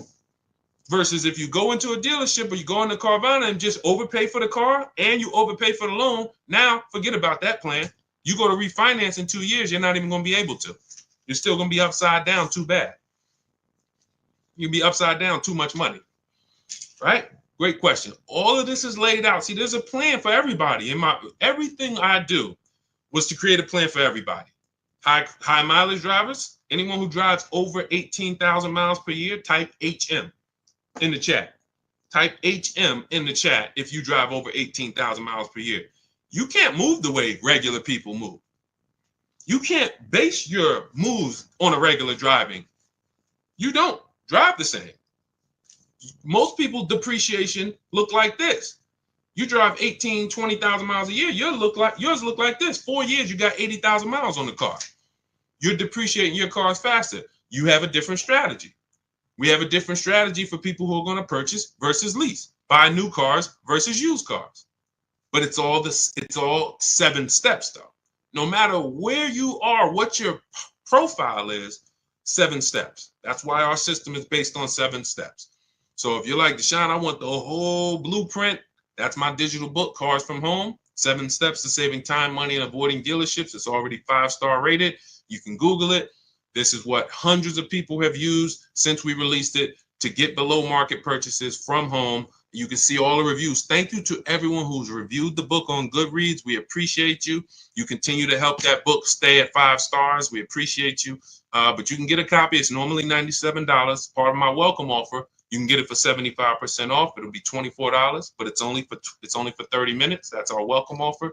You can go to my TikTok bio, Instagram bio, the YouTube comments, or the Facebook comments. Use that link. That's your do-it-yourself blueprint to below market leases, purchases, used cars, new cars, high mileage driving, bad credit strategies, all in there. Now, for those of you who want community, you see me sharing all of these people. You see me sharing Zafrina's deal. You see me sharing Kimberly's deal, Ken's deal. You see these people, Sheree's deal. Look, Sheree graduated again. She's gotten 4 cars. She joined us, our Done With You program, where we have, instead of reading, you're doing videos, short videos, 3 to 5 minutes, very bite-sized videos, like if we were having phone calls. She's gotten 4 cars since she's joined us back in, she joined 2021. She's one of the first people to join us. So this is her first, this is her 4th vehicle. You know, she got a 2025 CRV hybrid. And she talks about all the improvements we made when we created our calculator. She like, we didn't have this when she first started. So she's been able to see all the improvements and things that we've added in terms of, making our system even easier. But if you are like, hey, I'm a more done with you person, I like to, jump on coaching calls. We do 2 coaching calls a month. We have a private Facebook group where everybody comes in, and look, if the book doesn't come, sometimes people with the book try to get in the Facebook group. Sorry, guys.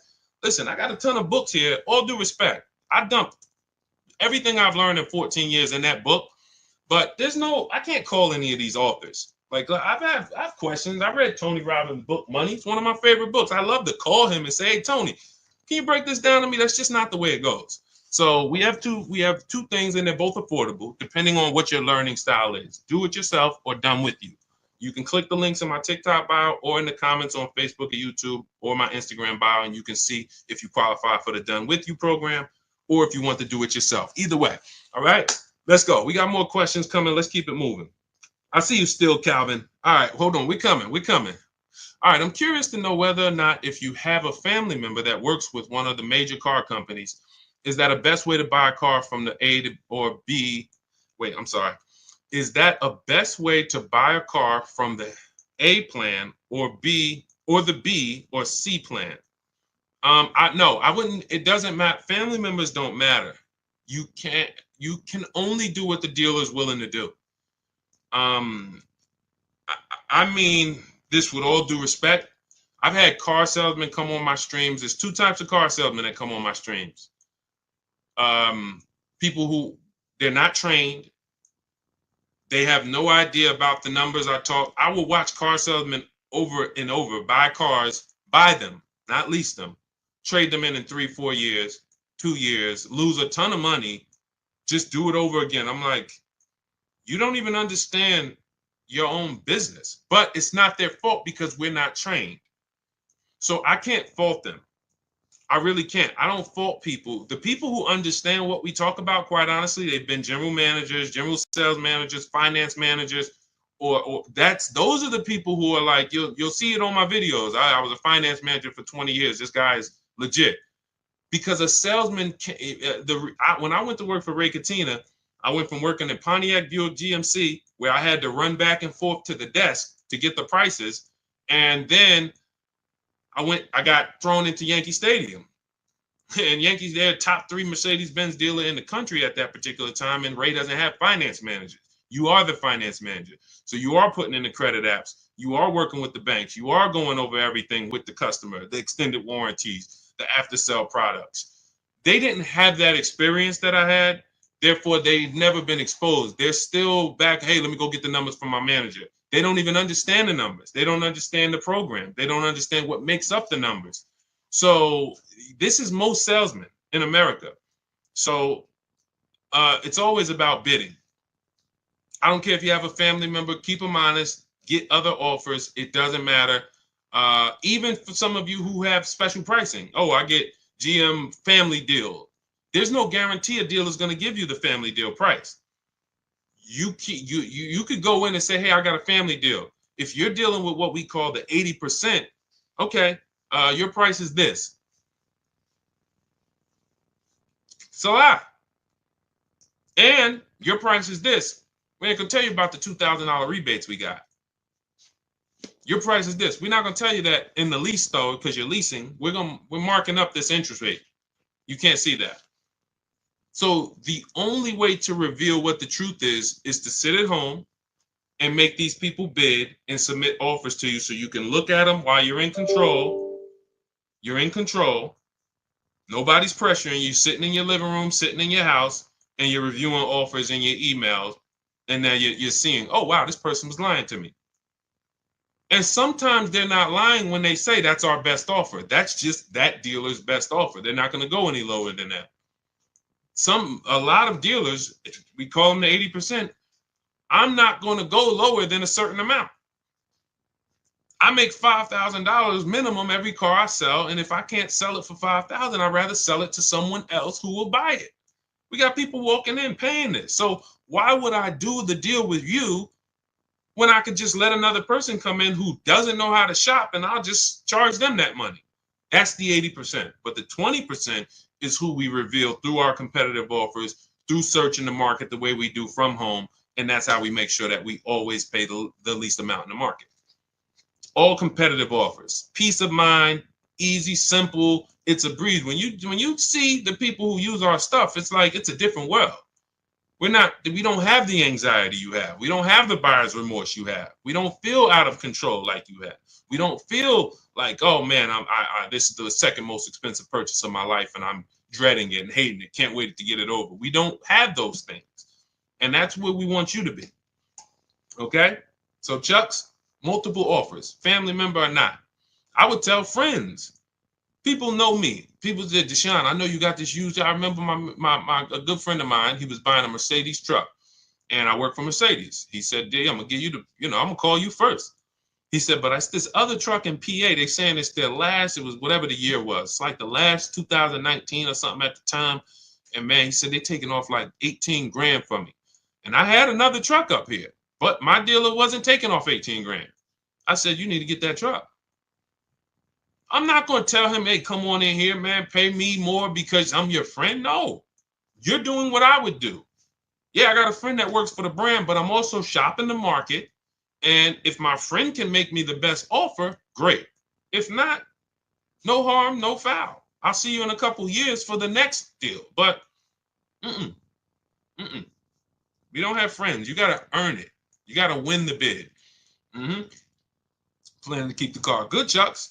Doesn't matter if you're keeping it 10 years. You still need to get a below market price because if you pay 5-10 grand over what you could have paid, stretch that out over 10 years, that's how much money's coming out of your family's bank account for, not knowing how to do this. Okay? This isn't hard to do. What's hard is to unlearn the program. That's what's hard.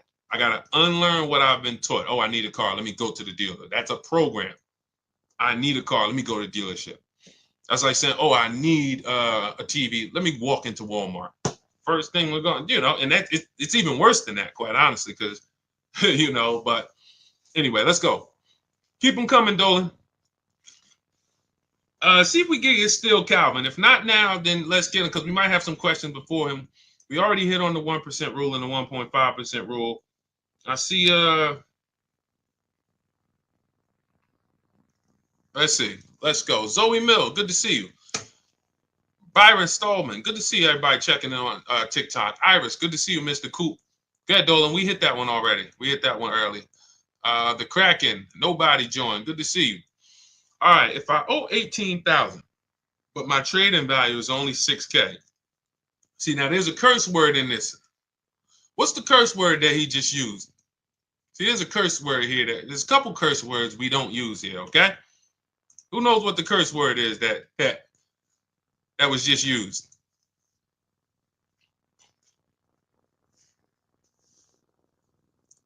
Nope, not but. It's the T word. Trade.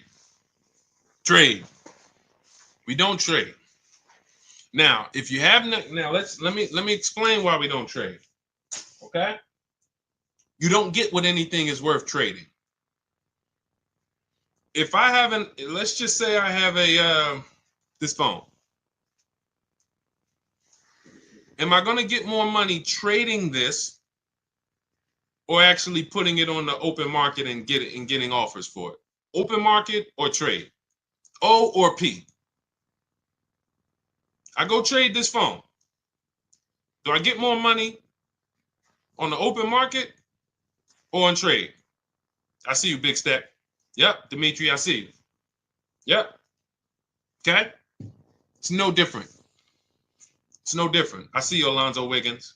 Good to see everybody. I love the engagement. I love that people, y'all up on the keyboard, you're engaged. We got probably another 10 minutes. Told you, we like to do an hour hitting hard, a lot of financial literacy, tapping for an hour, and then we move on. That's everything. Hold on. My alarm just went off on here. Thank you. Thanks, Dimitri. All right, I want to make sure I didn't get kicked. All right, so perfect. So that's why we don't trade. It's the same premise. You have buyers who want to pay money for your car. Carvana, driveway. Kelly, this is step 2 in our process. First thing we do is answer the first question. Most important question is what we call it. How many years are you going to keep the car? If it's more than 8, we're purchasing. We're shopping for a below market purchase. If it's less than 8, we're shopping for a below market lease. Then we move to step 2 in the process, which is what we call the equity assessment. This is where we look at the car that we have that we are replacing, and we determine our equity position in the vehicle. How do we do that? We call our bank if there's a loan on it. We get our payoff. That's what you do. All of you who are like, Deshone, I'm going to be shopping soon, or I'm shopping now. I thought I was going to wait to tell a deal about this later. No, we don't do this later. Because when you do this later, you're setting yourself up to trade. You're setting yourself up to get lowball offers on your trade and lose probably $2,000, $3,000 from what you could have gotten. We handle the equity assessment early, step 2. So we call our bank, get your payoff, find out what it's worth. Then we're going to go to these 6 buyers, 6 cash buyers, 6. Carvana, Kelly's Blue Book instant cash offer. Not kellysbluebook.com. Instant cash offer. AutoNation, they're going to give you an offer. Car Gurus, they're going to patch you in with a dealer to get an offer. CarMax and Driveway. 6 offers. 6. You know now what the true market value is when you actually let 6 people who buy cars every day, who compete against each other, make you a cash offer. Comes right to your email. Okay, boom. I see the highest offers from Driveway. Now we look at what is our equity position. Do we have equity? Is the offer more than we owe? Perfect. If the offer is not more than we owe, now we have negative equity on a purchase, not a lease. There's a different equity assessment for a lease. God, there's so much we could go into. These are for different people, though. See, that's the thing. That's why the system's not overwhelming, because some of you are like, Deshone, I got a lease. I didn't even know I could do an equity assessment and see if I can make some money on it. Yes, you can. But it's a different equity assessment process. So now you look and say, all right, it looks like based on what you're saying and your trading value is only 6, it looks like you're going to have some negative equity no matter what. But you need to get the offers to find out what the true value is, because maybe you're being lowballed. Maybe you're being lowballed and they're saying, oh, your car's only worth 6. So if you owe 18, how can I get into something else without 10 grand down? So what I would be doing is I would be rolling that negative equity over and shopping for a lease to bury the negative equity. First question you want to ask, how many years you're going to keep the car? Doesn't look like you keep cars a long time. One, because you already have a car that you're planning on getting out of that you have a loan on. So that's usually the diagnosis of a person who does not keep cars. It's not like you're saying, Deshone, I have a car, it's paid off, I want to get out of it. You're saying, Deshone, I have a car, has a loan on it, I still owe a ton of money and I want to get out of it. That's typically a prescription for the people who should be leasing. If every single transaction you do, you always have negative equity, that's a prescription for a person who should be leasing. If I was, that's financial cancer, okay? Because every single time you buy and replace these cars, not only are you not driving the vehicles you could be driving for the money you're paying, if I looked at what your payment is and showed you some of the people throughout that listen to us, 585, $50,000 vehicle she's driving. My dad just got a Hyundai Palisade, new Palisade, $49,000 truck. He's paying $499 and he $475. He put $3,000 down, but with no money down, he was at like $575. Beautiful deal. Beautiful deal. $575, $50,000 vehicle, no money down. So when we look and say, all right, wait, I'm paying $5, but I'm driving this. Now we start to see. So not only are you not driving what you could be driving, you're also overpaying for it, and now you're underwater. So the prescription is, I will be telling you, you're losing a ton of money. Here's your prescription. Learn to lease. Get a below market lease. That'll solve these problems. Get a below market lease. Stop buying these cars. That would be your prescription as a financial doctor. So now what you should be doing is moving that to a below market lease that you can, and preferably you can find one of these electric vehicles that you can lease for, shop the offers and get, some people are, my goodness. There's one deal I haven't even brought it in yet, but I gotta find it. It's in our group. This guy got so much money off this car. It's like over 50 grand. His payment was in the threes. In the threes. I couldn't believe it. But you had all the money the dealer took off that won the bid. This is what he didn't just walk in. He stayed at home, got his bids, and the dealer that won the bid took off all this money plus the rebates. And it was like, whoa, $3-something a month for a $50-something thousand car? This is crazy. So that would be a perfect time to roll that negative equity over, throw it on top. Now your payment's going to be probably 5, 6, whatever, but you're driving something that is worth that money versus what you're driving now. So these electric, some of you who are buried in these vehicles you're in, you do this equity assessment, you're going to find out. West 156, welcome. I see you. Welcome to the community. New follow. I see you. And shout out to the people who liking. I'm not missing y'all. I'm going to take some time at the end and shout out to people who've been liking the broadcast. I see y'all. I see you, Anthony Padilla. I see you, Kyle Woods, Melissa. I see you. Anyway, so that's what I would be doing. I would literally be shopping for an electric vehicle, to moving my negative equity over to that, getting a big discount, low price. Once I find my best offer, I'm moving that negative equity over, and then I'm gonna drive that for 3 years, and that's gonna be it. And God forbid the vehicle gets totaled, you're okay. It's over. God forbid. So that's the risk. That, oh wow, I'm driving this car. God forbid I have an accident. If it's totaled, I'm out of it. Because leases, when we shop for leases, we always have gap insurance. Most leases include gap insurance, but we have a template that when we get our offers, we always tell them include gap insurance. So anyway, that's the plan that I will be rolling out. That's a great plan for all of you who are buried 10, 15, 20 grand in your vehicles. That's a great plan. Woo! Okay, now everything that I'm teaching is out of my digital book. There's nothing we've talked about in this broadcast that is not in Cars from Home, 7 Steps to Saving Time, Money, and Avoiding Dealerships. So you can get the entire blueprint. That's below market leases, purchases, negative equity, bad credits in there, high mileage driving strategies in there. 7 steps. No matter who you are, the plan is 7 steps. So you can get a copy. It's normally $97. It's 5-star rated. You can Google it. You can see on Goodreads. Thank you to everyone who's reviewed the book, rated it. But you can get a copy for 75% off as part of our welcome offer. That is, it's only for 30 minutes. You'll get it for $24 if you get to my TikTok bio, Instagram bio, the YouTube comments, or the Facebook comments. Click that link. That'll activate your 75% off. That is the ultimate do-it-yourself blueprint. Everything's in there, 7 steps. Now, for those of you who want to be a part of the community, you have a different learning style. You prefer, Deshone, instead of reading, break this down into short videos, 3 to 5 minute videos with action steps. That's our done with you. And you have our, this includes our private Facebook group where you can ask questions, not just from me, but to 1,600 people that came before you in the last 3 years. Who, you see Sheree earlier has gotten 4 cars using this system, 2 used cars, 2 leases. So we have a community of people who have learned and mastered the Cars from Home system, and you will too. And then we do coaching calls twice a month. So if you have questions, you could jump on with me personally. So those of you who want to see if you qualify for that, click those same links in my TikTok bio, Instagram bio, Facebook comments, or YouTube comments, but you're going to click shop with you, see if you qualify for that.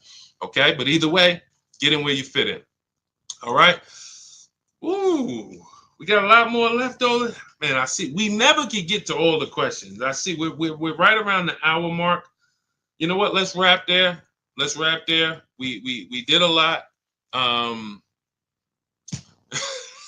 This was good. A lot of questions, a lot of engagements. I see you, Chuck. I see you, Sarah Wells, Big D12, D122, Donald Howell.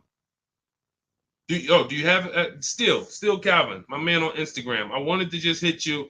He said, do you have anything for people who already bought a car and want to refinance?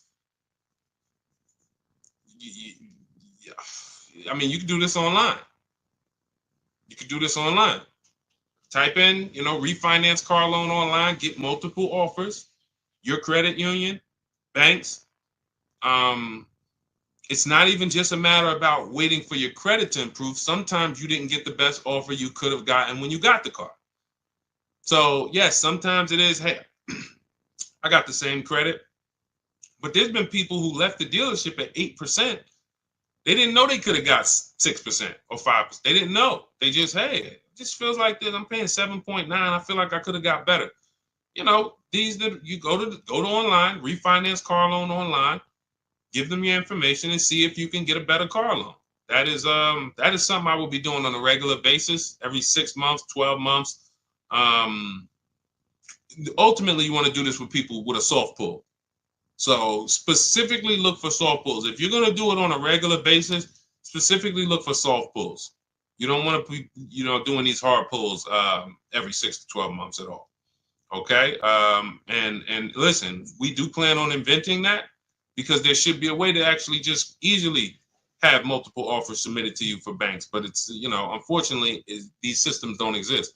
We do these things manual. In my book and in our course, we have something called the bank bidding war, where after we find our best deal on a car, we now are going to shop all our banks and credit unions to see the best offer.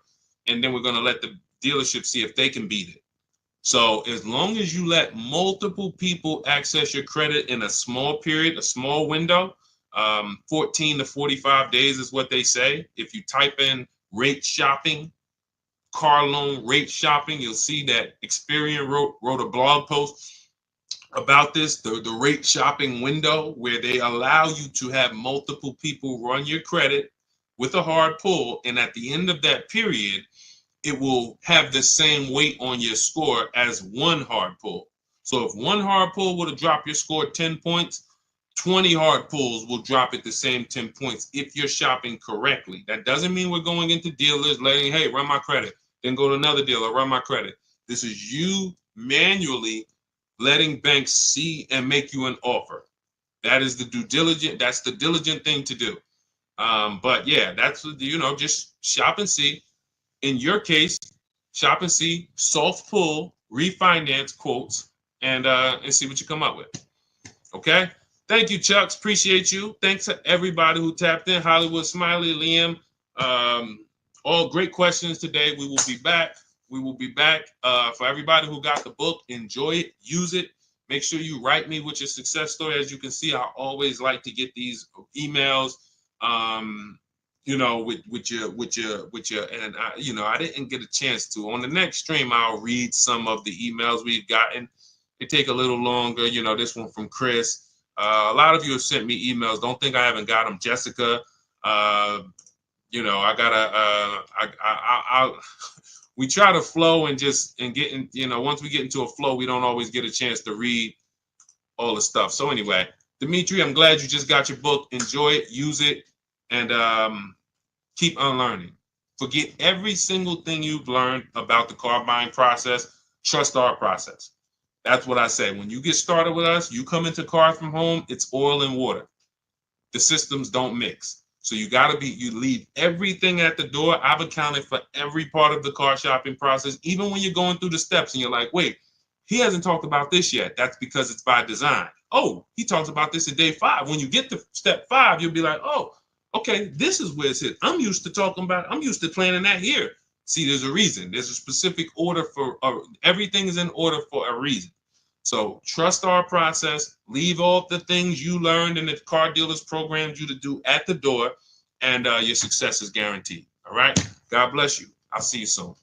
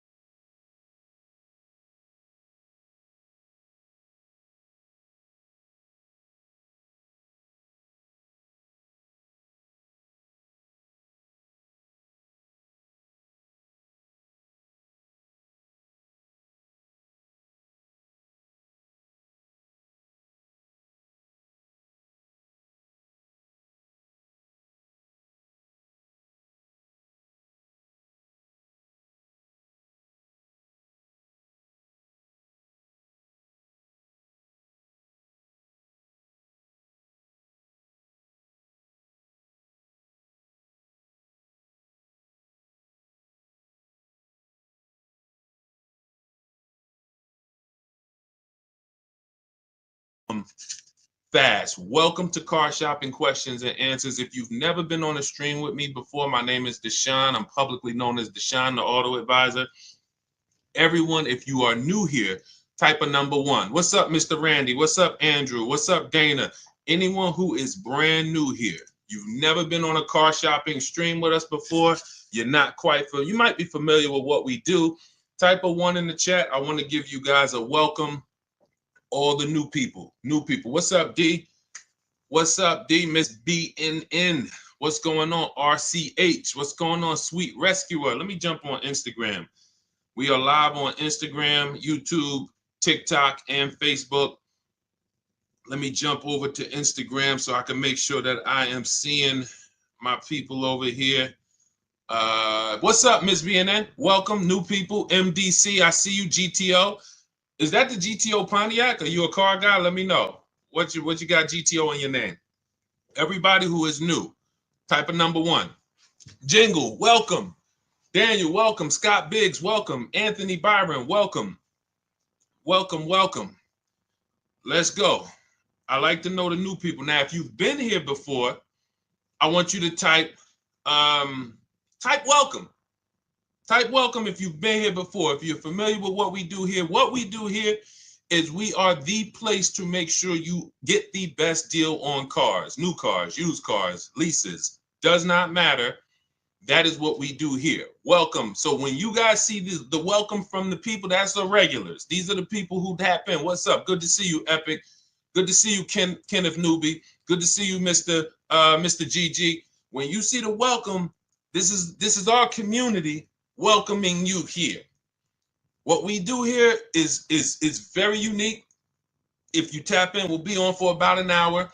You can get your questions answered about car shopping. I spent 14 years in the car business, working for Mercedes-Benz, General Motors. I ran a brokerage for 4 years. And now what I do is educate you guys, give you the tools, the strategies, the step-by-steps to make sure you are never overpaying for cars. You need to be getting the best deal in the market, and that is going to be $5,000, $10,000, $15,000 less than the average people are paying, depending on what car you're getting. So Start typing your questions. And as you get the questions, I have Dolan, our man, moderating in the background. He's going to be bringing your questions onto the chat. Doesn't matter whether you're on Facebook, whether you're on YouTube, Instagram, or TikTok. Type your questions and we'll bring them all onto the show. Okay. We have 2 things that we give you for the step-by-steps. Depends on if you're a do-it-yourself person. Everything we'll be talking about and everything you'll need to pay less than everyone else for cars is inside my new digital book. It's called Cars from Home, 7 Steps to Saving Time, Money, and Avoiding Dealerships. Now, that book's normally $97. It's a digital book, but as part of our welcome offer, you can get your copy for 75% off. It'll be $24, but it's only for 30 minutes. That's our welcome offer. You go to our TikTok bio, our Instagram bio, the YouTube comments, or the Facebook comments, click that link. That's for you do-it-yourself people. You say, Deshone, give me the plan, give me everything, and I'm going to follow it to the T. Go grab your copy and come on back. For those of you who are more of a do-it-with-you, Deshone, I want to work with you together, then you can click the link, those same links, and you can click done with you, see if you qualify for us to shop together. And then, you'll I don't care how you get it. Even if you ask your questions, let's get to it. And then, if you can piece it together and I can give you the answer you need right now, then you don't need the book and you don't need the coaching program and you don't need nothing. So I just want to make sure you have the tools you need to go out here in this market and win and pay less than everyone else is paying. All right, Dolan, let's get to the first question. I'm going to try to get through as many of these as possible. We're going to be fast but thorough. All right, 70 GTO, the Judge Ram, own it for 40. Okay, that's a classic. When I saw GTO in your name, I said, people don't put GTO in their name unless they're a car person. Like, that's the Pontiac GTO for those of you who don't know. When I work for Pontiac, that's where I started my career. So I remember the last body style of the GTO. And when we lost Pontiac during the Great Recession, it was a sad day. And then they just came out with the Pontiac G8. That was doing pretty good. So shout out to you. That's a very nice car. Go ahead, Dolan. Let's go. Everybody ask your questions. We're going to go. I'm going to do rapid fire Q&A today. Let's go. It's 2025. It's money on the table. Let's get to it. Why is it so hard to get a dealership to give you a cash discount? You're talking to the wrong dealerships. You got to understand something. 8 out of 10 dealerships are going to lie to you. If you accept that, that'll give you what you need to move accordingly. If you are shopping for a Nissan, for example, 10 Nissan dealers in your area, let's say within 45 miles of you or 45 minutes of you, 8 of them on average are going to lie. They're going to make it difficult. They're going to try to tell you can't buy online. That's what they're there to do. But if you get 5 offers, which is what we always recommend, you will find the honest dealers. You will find the dealers who want to beat their competition, and that is what it takes. That's why we do this from home. Now, you can call around if you want to call, ask for sales managers and try to get those offers manually, do it. We have an entire system. When we do it, it's email. New cars and used cars, all we do is email back and forth. We talk to multiple dealers, and then we get to the honest dealers. But you must understand, never make a decision on a car based on what one dealer tells you. That's what people tend to do. Oh, I went in Nissan, they're expensive. No, Nissan of Bay Ridge is expensive. Nissan of Fort Lee is expensive. But when you get out there and you start to see the entire market, which is why we do this from home. That's why our entire system is called Cars from Home. You start to understand, oh, it's not that all Nissan dealers are lying to me. It's just these guys are lying. And that's what you need to empower yourself and to guarantee that you've paid less than everyone else. Okay? Go ahead. You're working with the wrong dealerships. Numbers. This is a numbers game. Go ahead, Dolan. Next question. Should I get maintenance included in my lease deal or pay as you go? This is a great question. This depends. He asks, should I get maintenance in my lease deal or pay as I go? This depends on the cost. Is there a savings? For example, when I worked for Mercedes, we had maintenance on a Mercedes was literally over a course of a 3-year lease. If you did it with the dealership, it could cost you $1,100 to $1,300. Now, the prepaid maintenance program was an $800 offer at the time. And so there was a savings there of, call it 20, 25, 30%. Now, for those of you who are leasing, this is very important to realize that when you put the maintenance program into the lease, it would residualize. That just means that you're not paying for the whole thing. So you added the maintenance program to your, it might have only cost you $15 or $18 more per month. And it came out to be like, whatever, $600. But the question between, and this is the same thing with extended warranties. Who wants to know about extended warranties? Deshone, should we get extended warranties? Type of one if that's been a question in your mind. This is the same principles. How expensive is it if I pay out of pocket? What's my risk? Because these are nothing more than insurance policies. All right, so we got to realize I need to make the money back that I spent on the plan. If it's going to cost me the same amount, then there's no point in me not paying out of pocket. If I'm going to pay $1,500, then I'd rather pay it out of pocket. It needs to be a savings. And most times with the, if you add up what the oil changes and the tire rotations would be, and then you look at, all right, how much you're charging me for the maintenance, that'll easily help you make a decision. It needs to be at least a saving, a 30% savings to make it, to make it worth it to lay out the money. Okay? I hope that answered your question. Go ahead, Dolan. Let's go, y'all. What's up, Saucy Slinger, Liz Galvez? Shout out to the people on TikTok checking in. Shay, what's going on? Jose Reyes. Just got my chapter. Keep asking your questions. We are going to try to get through as many as we can. I'm trying to do rapid fire, but I still want to make it thorough. And shout out to everybody sharing. We appreciate you. Just got my Chapter 7 bankruptcy discharge last month. What do you suggest the best way to buy a car? If you need, first of all, if you could wait, get your credit score up to a 680, 700. I've seen people do this out of a bankruptcy very quickly, very quickly. If you are purposeful, I always tell you guys, follow Shonda Martin, Road to 750 Plus. Some of you probably follow Shonda. She's a great resource in terms of credit. She's just like me, but all she does is credit. She'll do Q&As. She's been in the industry. She knows the ins and outs. She knows the stuff we don't know. If you follow her, she can help you get to a 700 score quickly with some things you could do immediately, especially out of a bankruptcy. You have a blank canvas. But I would wait, if you can, until you are in that 680, 700 category, because that's going to help you qualify for a lot better programs and move in a lot better way. Now, if you can't, then I would tell you to get an inexpensive car, point A to point B. Don't make a long-term decision and your credit's going to be great next year. It'd be a shame to make a long-term decision right now and you're going to pay high interest. You go out and you get a $20,000 car, 20% interest rate, 5-6 year loan, and a year from now, your credit's going to be better, and then you would have been able to lay out a whole different deal. So I would tell you, get an inexpensive car, point A to point B, get your credit up, and then make a power move. So are you willing to you got to be willing to sacrifice so that you can make a power move later. People are not going to understand. Oh, man, you're driving that old car. Yeah, God, you could afford, why don't you treat yourself? You could afford a better car than that. They don't realize I'm operating with a plan. And then when you pull up, because some of the rule we teach is you shouldn't be buying cars if you're not keeping them 8 years. I'm going to show you some people in these lease deals. And first of all, the discounts we're still getting are incredible. But some of these lease deals are just getting, and like, we're driving cars for cents on the dollar. So if you're not keeping your cars 8 years, you should be leasing. You might not qualify for a lease right now. So you might say, all right, I get me an inexpensive car, Facebook Marketplace, get me from point A to point B. And then a year from now, you got a 700 credit score. You pull out in a 2026 brand new lease, paying cents on the dollar.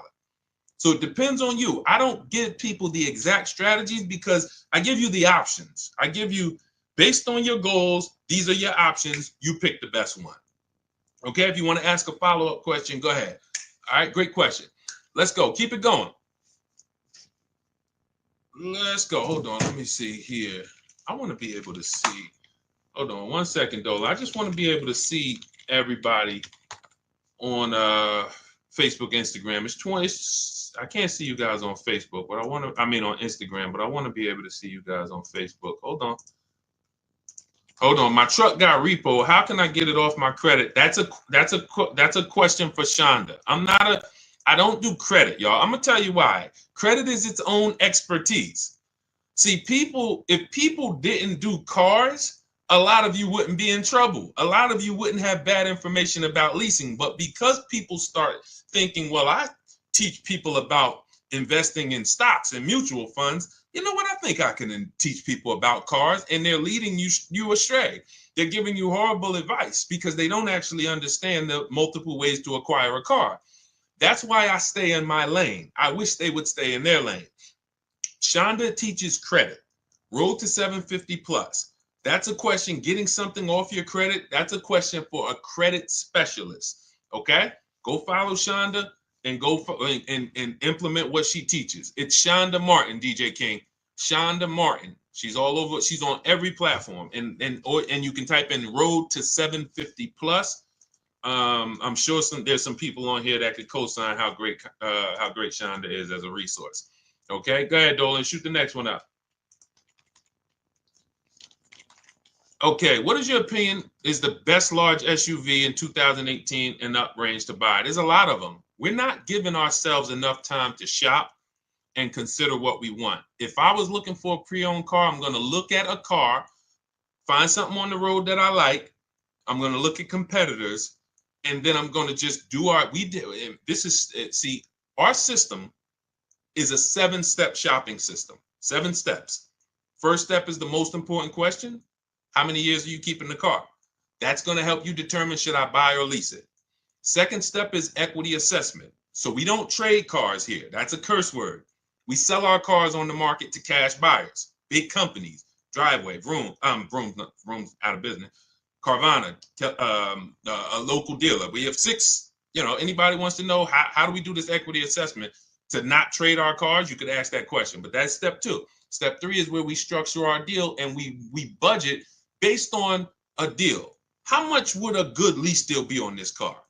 How much can I actually spend on this next vehicle, including my taxes and fees, so I don't get surprised when I budgeted $500 a month or when I budgeted $30,000, but I forgot, the taxes and the fees and all of that. So we do this. We have a very simple calculator in my book and in our course where we give you this stuff. These are tools we created. And then step 4 is very important. It's called shopping, not buying. That's the step we're not spending enough time on. Looking at the market. There's 40 some odd manufacturers out here. They're making better technology, or they're trying to make better cars, better technology, nicer looking vehicles. We deserve to look at them. You're about to spend 5 figures, most of you, on a vehicle. You should be looking at the market, seeing what everyone's trying to sell me. And so I would pick a vehicle and then come up with some competitors. But in step 4, what we do is, it's very important. This is where you will get in trouble if you don't do this. It takes 5 minutes. You're going to every vehicle you're looking at, go to Google, and you are going to type in the year, make, and model, longevity. What that's going to do is show you what the data says about this vehicle in the long run. Is it known for having transmission problems? Who's got a vehicle and then not even a year later transmission went out? Can we be honest? Can we type me if we're being honest? Who's got a vehicle and transmission went out in a year, or engine went out in a year, or the head gasket blew within a year? Okay? Listen. Nobody on here, I'm sure. So when we what we want to do is look at the data, because the data will tell us this vehicle is known for transmission problems at 80, 90,000 miles. And then if you're looking at a used one and it has 75,000 miles, you could pretty much assume, all right, there's a chance that we're going to have some transmission issues with this vehicle. We need to look at the data.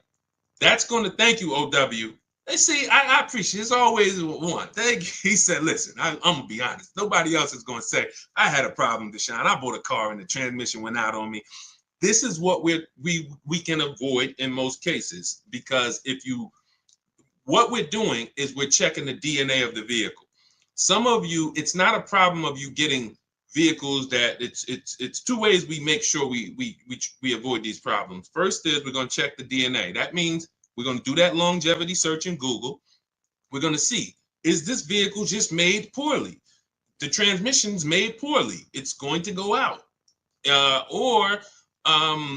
We need to make sure the second way we avoid it is to do our quality checks. This is very important. Those of you who are buying a used car, type the letter U.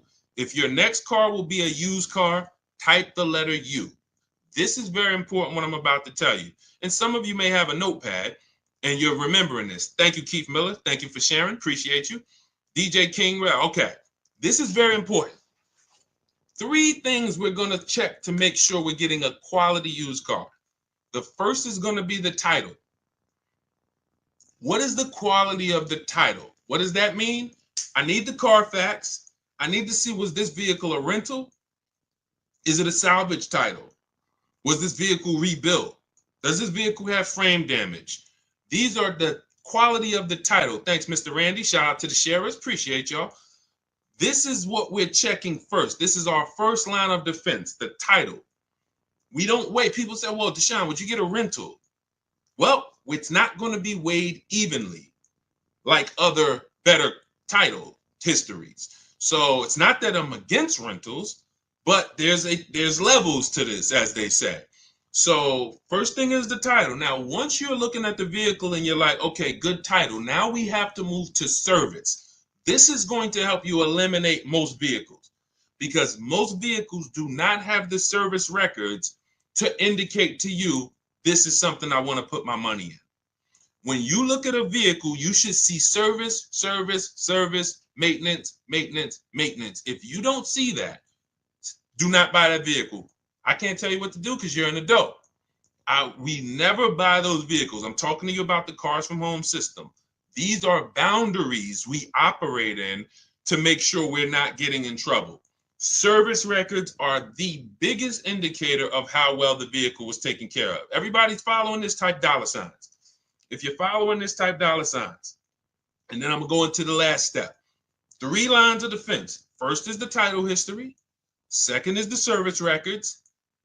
Third, before I move on, type dollar signs. Let me know we're following this. Okay, Mr. Randy, I see you. DJ King, I see you. 1% money, I see you. Okay. Third thing is the accident history. 3 things. Now, all accidents aren't created equal. You might see some vehicles that have minor accidents. You'll see some vehicles that say vehicle was drivable. When you see vehicle was drivable, that means that it, could have been a fender bender in a shopping parking lot. Police was called. Good to see you, Daricus, my man. Good to see you always. When you see that, that could have been, that means that there was a collision, but the vehicle drove away from the scene. So that might be a deal breaker for some of you. That could be a deal breaker for me. It depends. But we need to weigh it evenly. That's different than vehicle towed. When you see vehicle towed, that means not only was there an accident, that vehicle was towed away after the accident. Airbags deployed, that's usually going to lead to a total loss, but these are things that you want to look at. So quality of the title first, service record second, accident history third. That's how we are avoiding problem vehicles. And you do that in combination with the Google search that I told you to do, where we're typing in the year, make, and model of every vehicle. If I'm looking at a 2017 Kia Optima, I'm typing in 2017 Kia Optima longevity. And here's the second search, 2017 Kia Optima reliability. Because reliability is going to tell us what the data says the first 3 years. What are owners saying about the vehicle the first 3 years? And you just skim those pages, skim those articles, look for any red flags, look for any, hey, this vehicle is rated lower than average reliability. This vehicle is rated, to have electric problems. These are the things that help us avoid what I used to see all when I was at Mercedes. We had a Range Rover dealer we had a Range Rover dealer next door. And people was, getting these brand new Range Rovers, and every 90 days, 4 months, they were in the shop. Every 90 days. And if they just did these simple things, these things take 5-10 minutes to do, they would have known, okay, I'm not getting this Range Rover. The data does. But you know who they were asking? Their neighbors. Hey, how you like that Range Rover, Mark? Oh, man, I love it. You should go get one. That's what they're asking. We cannot ask our neighbors. We ask the data. All right, great question. Keith Miller, let's go. Go ahead to the next one, Dolan. JR4L, let's go. It's 2025. By the way, all of you who are like, Deshone, this is a lot of information so far. Listen, I'm not going to remember this. Everything that I'm teaching on this stream is out of my new digital book. It's called Cars from Home, 7 Steps to Saving Time, Money, and Avoiding Dealerships. You can Google it. It's 5-star rated. Thank you to everyone who's taken the time to rate it and send me your stories. That's the entire blueprint for how we get below market deals, leases, new cars, used cars, and we have a welcome offer. It's normally $97, but as part of our welcome offer, you can get your book for 75% off. That'll be $24. Head to my TikTok bio, our Instagram bio, the YouTube comments, or the Facebook comments, but it's only for 30 minutes. Once it's 30 minutes expires, it's the normal price, and it's worth every penny. That book will save you more. Listen, let me just show you, give you an idea of the deals. When you look at a person who say they're getting deals, look, this is Jen. Now, some of you remember Jen because I've talked about Jen before, but the difference is this is her second deal. So once you learn this system of how to shop from home and be empowered, it just gets easier and easier and easier. So this is Jen's second deal. Look, she said, I graduated again. This time she got a used vehicle, 2021 Kia Forte. Original MSRP was $24,485. She got it for $17 out the door. So she probably ended up paying like $15 for it because $17 was out the door with taxes and everything. She's grateful for this program. Helped me navigate another deal. Start to finish on this deal was 3 days. Thank you, Jen. This is the empowerment I want for you. The confidence. I don't care if you're a woman, you're a single mom, you're an introvert, you're a grandmother. If you can use a computer, you can do the Cars from Home system, and you can come out of this programming that they have everybody doing with oh, I need a car. Let me just go right into the dealership, into the den of lions, and try to negotiate a deal. That's just not. You're not going to get a below market deal that way, and you're not going to have an empowered process. What do I mean by that? A guarantee that you got the best deal in the market. So that's what Cars from Home will teach you. For those of you who are like Deshone, I'm more of a do it with you. The way we could do this together. That's our Cars from Home Done With You program. You can click the link in our bios and in the comments, see if you qualify for that. If you do, then I love to shop with you. We can do this together. We have, when you see people who are posting these pictures and everything, they're in our groups. And, we do coaching calls twice a month. But again, get in where you fit in. Let's keep the questions going. Go ahead, Dolan, shoot that next one up. All right, let me take a sip of water. Let's go. Chemo Thomas, good to see you. Jeremiah, shout out to people checking in on TikTok. We are live on Facebook, Instagram, YouTube, and TikTok. So, but I can see people on TikTok. I got to get away. Dolan, we got to figure this out. I need to be able to see the people on Facebook and Instagram. I want to be shouting them out too. We use another device on TikTok. That's why I can see everybody. Clinton Harmon. I can see Armando. I can see Chemo. I can see Bo. Don't think I wouldn't be shouting y'all out too. Now, if you ask a question, then of course Dolan will bring you up and you get your questions answered. What do you think about an aftermarket warranty at CarMax versus the manufacturer? So an aftermarket warranty. The person asked, what do we think about aftermarket warranties on CarMax versus the manufacturer? So CarMax, when you hear any dealer say we have a warranty, it is limited. Be it CarMax, AutoNation, what that is giving you is if you deal with us, we can support the warranty. As long as there is a dealership that we own or a location we own nearby, you're good. It's not like you have a Honda, your warranty is good anywhere in the USA. You could be in California, Oklahoma, Florida. Find the Honda dealer, you're covered because Honda USA is covering it. So we got to weigh those two things differently. If we're buying locally or we're buying from somewhere where we know there's some of these places, let's say CarMax says, okay, we'll give you the CarMax warranty for $1,500 and that'll cover such and such. First things first, here's the biggest thing. Write this down. Find out what's covered. That's the big thing. You know what the next big thing is? What's not covered. Because who's had an example? And listen, we're an honest community here. The people who look, it might sound like Dag, man, it seemed like when I get on this stream, Deshone, I'm like I'm doing everything wrong. Yes, that's true, because you haven't been on the inside. I've been a car dealer, car salesman. I've had my own brokerage. I've been in the industry since 2006. So the way I'm talking is to make you an insider. It's corporate greed, and I'm giving you the things you need so that you can see the smoke and mirrors now. So it's going to sound like, oh man, I'm doing everything wrong. But the empowerment is now we know what not to do. Now we know what not to do. So who's had an example of buying a warranty and then going to use the warranty and finding out that what they wanted to use it for was not covered? Type ouch. Type of ouch. You know what the pastors say, if you can't say amen, say ouch. This is why when we get these warranties, we have to ask clearly what is covered. I see you. It's no username, it's just a bunch of numbers, but I see you. Thanks for being honest. We want to ask what's covered, what's not covered. So if CarMax is offering you a warranty, we need to know what's covered, what's not covered. Now, if your vehicle is still under manufacturer's warranty, which means every new vehicle that comes and is sold in this country comes with a manufacturer's warranty. While that vehicle is actually under manufacturer's warranty, it is less expensive to extend it because it's already covered.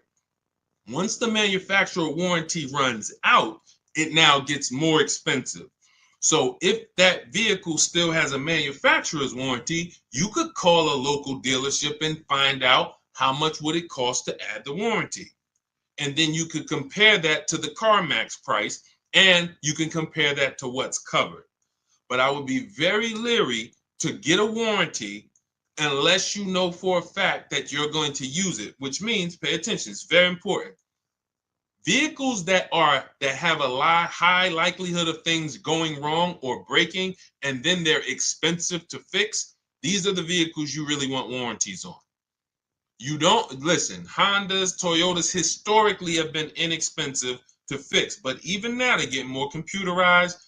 You want to make sure that the cost of the warranty is going to be something that you get money out of. I'm not going to pay $3,000 for a warranty when, let's say, if two things break on the car, it might only cost me $2,000. Now I done lost. You have to, when you get a warranty, it's like, I know that if one thing breaks on this car, that could cover the whole warranty. These are Mercedes. These are your BMWs. These are Cadillac. Vehicles that have the parts are expensive, the labor is expensive.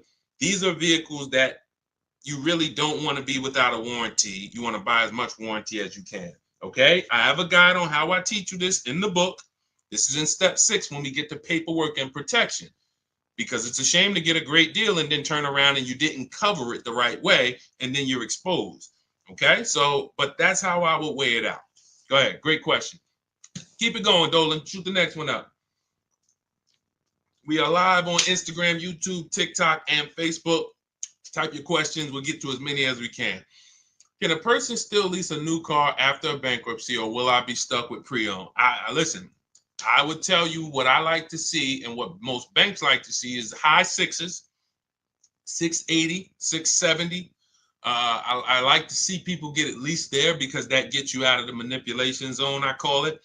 The manipulation zone is, oh, we got you approved, but you're not tier 1. You're tier 3, you're tier 6. And then, they can manipulate that payment. And we have ways to protect against that. That's why we always have multiple offers. So I'll give you an example. I got an Infiniti. I leased an Infiniti truck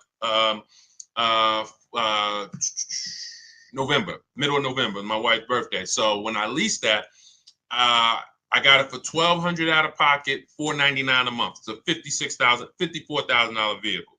So now, when I went there, they used one of my scores, which was Equifax, and it was right under 7. And they still tried to play me. And they said, hey, we didn't get you approved tier 1. I said, okay, first of all, this is something we always do online. Sometimes I break my own rules and I pay the price. again, the rules that we create are no respect of persons. They don't care that it's Deshone. I would normally never leave my house until I make sure, hey, approval's good. Let's go. But this dealership was taking a shot at me. The finance manager was taking a shot at me. Now, what I know is tier 1 and 2 in that particular vehicle is the same approval. He didn't know. I don't go in and broadcast. Hey, I don't want people to know that I'm Deshone, the auto advisor. Like, that is like the last thing I want people to know when I'm getting a car. So I'm just like, okay, cool. But I have backup offers. And that's what you always have when you're in that manipulation zone. And even with high sixes, you can have a 690 score. Somebody wants to take a shot at you. They're going to take a shot at you. And how we protect that is always having backup offers. And we say, okay, well, if that's the case, then actually I'm gonna go with my second offer. Is there anything else you can do before I move on? And most times that's when they'll say, oh, okay, well, we talked to the bank, you're good, no problem. That's the way it works. And again, if I wasn't in the business, if I didn't sit in that seat, I wouldn't be able to coach you guys and give you the tools necessary. So this is why I like to see people get to the high sixes at least before you start to pursue a lease, because once that's going to qualify you for most programs. Yeah, I'm not saying you can go out and lease a Benz the first time. Usually Benz doesn't want to be your first lease, but Hondas, Toyotas, Fords, most vehicles are going to be, you're going to be just fine there. So get your credit up to and if you need a car right now and you have to buy it, I'd buy an inexpensive car. I would get a very inexpensive car. If my goal was to lease, I would be looking at something on Facebook Marketplace, a couple $1,000s, get that car, drive it for a couple months, keep my bills down, get my credit up to close to 700 or more, because that's simple to do when you have a bankruptcy. You got a literally you got a blank slate. I've seen people get one credit card or two credit cards, and in less than a year, they're at a 700 score. So you can literally be setting yourself up for success in leasing a brand new vehicle in less than a year if you follow a nice plan. Okay. But if you want it all, then yay. Some people go out, hey, I don't care. Credit score is, 0. I just came out the bankruptcy. Let me go get this Dodge Charger. I want the Hemi. I want the Hellcat. And someone will put you in the car. So it's not that, oh, Deshone, you told me I couldn't get a car. No, I'd never tell you that. Someone will put you in a car. But when you come and you talk to us about that deal and you show us your paperwork, we're going to look at you and say, hey, this was a horrible mistake, horrible, that you can't get out of now. So that's why we like to prepare, come up with a plan, and then execute that plan. Okay, there are strategies. I have a whole bad credit strategy in my book. I have a bad credit plan B. So for those of you who are like, Deshone, is there something in there for bad credit? Not only that, high mileage drivers, you guys need special strategies. You're driving over 18,000 miles. That's all in the book, Cars from Home. It's a digital book, so it'll be in your inbox by the time you jump off this stream. It'll be in your inbox. You'll have the blueprint for everything we talk about on here. Okay, and we have a welcome offer. Normally $97. You can get your book for $24. That's 75% off, only for 30 minutes. So head to my TikTok bio, my Instagram bio, click those links or the links in my Facebook and YouTube comments, get your 75% off. And then once you pay for your book, very important, screenshot that thank you page, because the book is on there. You can literally open that, save it to your computer, and then you have a support email. Just in case some of you type your email wrong, you can email my support team and make sure you get your book. All right. And for those of you who want to work with us personally, you want to see if you qualify for our Done With You shopping, where we shop together and you shop among our community. We have 2,000 people in our community. We have a private Facebook group. We have a coaching call twice a month. Then you can click those same links, but you're going to click the Done With You and see if you qualify for that. All right. Let's go, Dolan. Keep it going. Rib Slab, good to see you. Daniel Ridley, what's going on? Mrs. Onassis, good to see you. Peaceful Grace, good to see you. Killer Bees, Mr. Randy, thank you. Listen, Mr. Randy, it said you just became the number 8 member on the team. I don't know what that means, but I just want to let you know that. I appreciate it. You are the number 8 member on the team. And you got a number 1 gift badge. So, I mean, I appreciate it. I've extended my Mercedes warranty with Mercedes for years, 4 and 5. Will this be like the 3-year warranty? Hold on, let me read this again. I've extended my Mercedes warranty with Mercedes for years 4 and 5. Will this be like the 3-year warranty? I'm sorry, I don't understand the question. Could you rephrase it? Go ahead, Dolan, shoot another one up. All right, can you name good non-expensive cars to get? There's just too many. Come up with a budget, and then there's just too many cars for me to start naming inexpensive. You got to realize something. Let's all right. Here's what I give you. Let's look at what you pay for in a car. This is what's very important. All right. These are the 5 areas you pay for in a car. The more you stack these things, the more expensive your car is going to be. First thing is size. Size. The bigger the car, the more money it is. Shout out to everybody tapping the screen. If you're enjoying this, all you can do to support us is free. Just double tap the screen. That brings more people over here. Appreciate you. Listen, first thing is size. Never get a vehicle that is smaller than you need. This is very important. Not you want. I remember when I was at Mercedes, this story sticks out. Girl comes in, she had kids, and she needed a big truck, 3 rows. And then we ran the numbers on the big 3-row Mercedes, and she couldn't afford it. And then she said, well, what about the 2-row? And I said, wait, don't you need the 3-row with the kids? You said you needed all the room. She's like, yeah, I do. So if we would have gotten her in a 2-row vehicle, which some other people would, they would have never asked her, reminded her about her needs, and now she's driving around in a 2-row Mercedes vehicle that is too small, and she's going to eventually get out of it and lose a ton of money. So size, you don't compromise on. Next is amenities. These are your leather versus cloth. This is your sunroof. This is your navigation. This is your special features, your autonomous driving, amenities, big sunroofs. The more amenities, the more expensive. So see if it's a matter of keeping the price down, this is what you want to pay attention to. Let me get the smallest vehicle that covers my needs. Let me get the least amenities that cover my needs. Third thing is power. Power. You can have 3 vehicles in the same shell. One has a 4-cylinder turbo. One has a bi-turbo V6. One has a V8. The V8's the most expensive. You pay for power. Fourth thing you pay for is class. You can have vehicles that same size, same amenities, same power, but to go from Chevy to Acura, different class. To go from Acura to Mercedes, different class.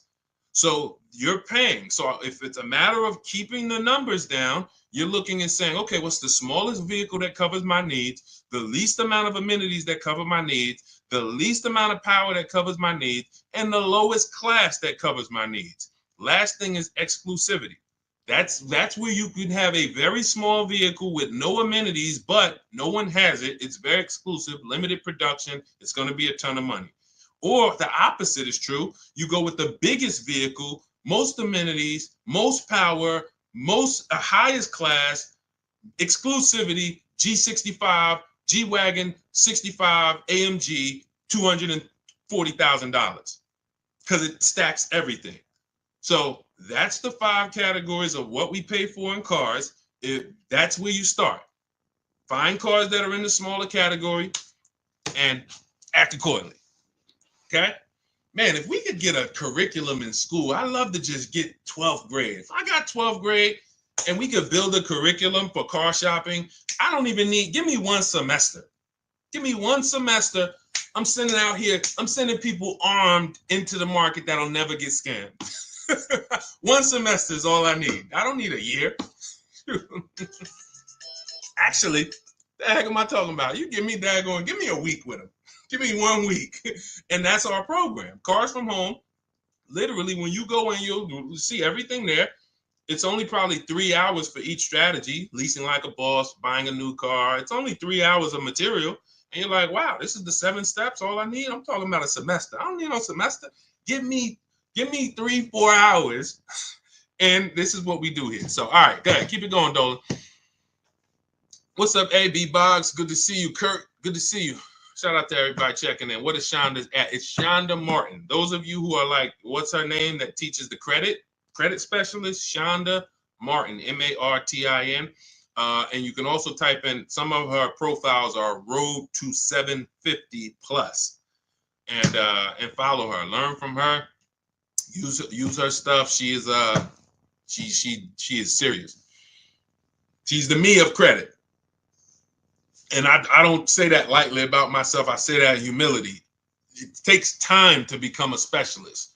It took decades of me in the car business learning and being a finance manager with Mercedes, with Ray Katina, and seeing the numbers and working with the banks and seeing negative equity. Who has negative equity? Yeah, we got to talk about that. I know there's tons of people on here with negative equity, but no one's asked a question about it yet. It takes time. So when I see Shonda, I see someone who's put the time in to learn the credit industry, the ins and outs, what works. She's taking classes, courses, and that's why I recommend her to everybody. Everybody. Go ahead, Dolan. Is it wise to have a Mercedes up to 8 years old, or are they now money pits? Well, as long as you can pay cash for it. We teach something called the rule of 72 on the 10th birthday. Who's heard of it? If you've heard of it, type $signs. The rule of 72 on the 10th birthday means we do not take a loan longer than 72 months. That is the average loan in America now, and that's the cap. If you want to take an 84-month loan on a car, that's like a 40-year mortgage. And unfortunately, some dealers will talk you into taking an 84-month loan because you're not making them compete. So when you're not making them compete against their competition, what they're doing is now trying to say, all right, we want to make this much money selling you this car, and we're not going to take less than that. So instead of actually taking money off as a discount, we're going to show you a longer loan to see a lower monthly payment. And that's like, okay, here's your payment, miss. It's $6.99 a month for 72 months. Oh, well, that's too high. Okay. Instead of taking money off, they say, well, good news. If you take 84 months, your payment is now $525 a month. Oh, okay, I'll do that. You lost because they just stretched out your loan. You're going to pay more interest, and you're paying too long for a vehicle. And so that's the 72-month part. The other part is we don't take a loan. We don't want a car being paid on past its 10th birthday. When I was at Mercedes, I'd see people come out the service department, tears, not actually crying, but you could see that they were close to crying. I remember one guy, he had a blue ML, it was a GLE, might have been an ML. And he said the ML, the GLE used to be the ML. And he said, man, I just did brakes and tires on the truck. I did my service. And they were telling me if something broken on the truck that I need to fix. So the tires and brakes alone was like, I want to say like $3 to $4 grand, if I remember. Then the service itself was probably another 500. And then what they were telling him he needed to fix was like 2,000. Now, some of you might say, well, that's horrible. That's like $6,000 on a vehicle. If it's paid off, then that's okay, because I'm just going to put the money in, service the vehicle, and keep it for another 2, 3, 4 years. But if you have a payment, this is what I call the 4 expenses. Payment, insurance, gas, maintenance. I didn't used to add gas. Now we add gas. Depends on where the gas prices is, gas goes in there. Because literally for some of these vehicles, gas is $200-300 a month. So, but when something breaks, that is what had people coming out in tears, because I remember we would be in here and you just hear boom. We're in the showroom, boom. And at first I didn't know what it was. But then, Reggie, you know what I'm talking about. I didn't know what it was, but the more I worked in the dealerships, we got to know what it was. That's an auto ride or air ride suspension going out. You ever see a vehicle and it's like on the ground, or it's leaning like this, that's the air ride suspension. Boom, goes out. That's $5,000. That's $5,000. So people will come out in tears because they're like, yo, I just made my car payment and I got my insurance. See, you have to be ready for an import car or a luxury car. And a luxury car is for people who have big money. If you have the money, that means you can pay off the vehicle, which means when something goes wrong, all right, I got the cash. All I need to make sure I do is get a quality car that has a great service history and I pay a great price for it, but I can afford it.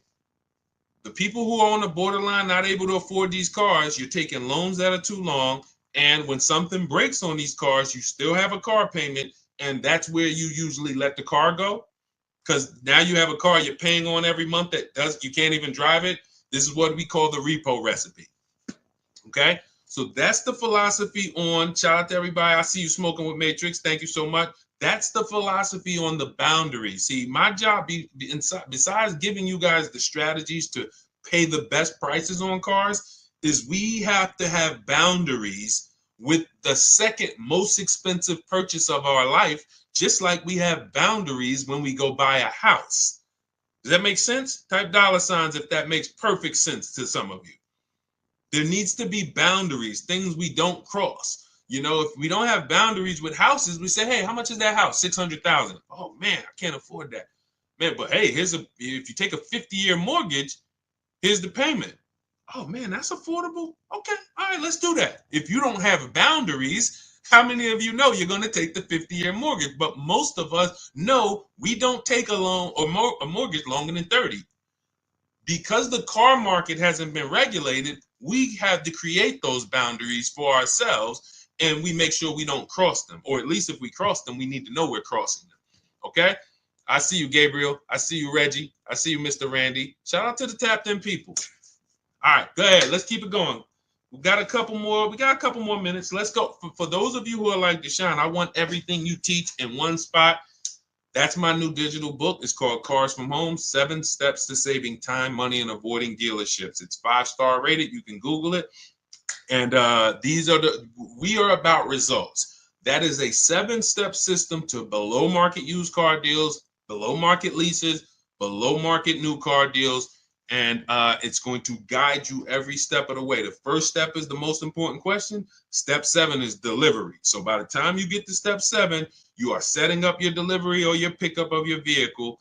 And that is what it is. We have a welcome offer. The book's normally $97 and it's worth every penny.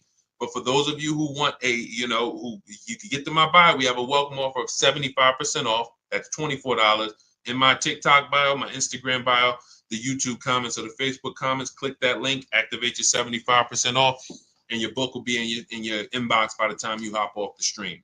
All right. Also, for those of you who would rather work together, you see some of the people that we share here.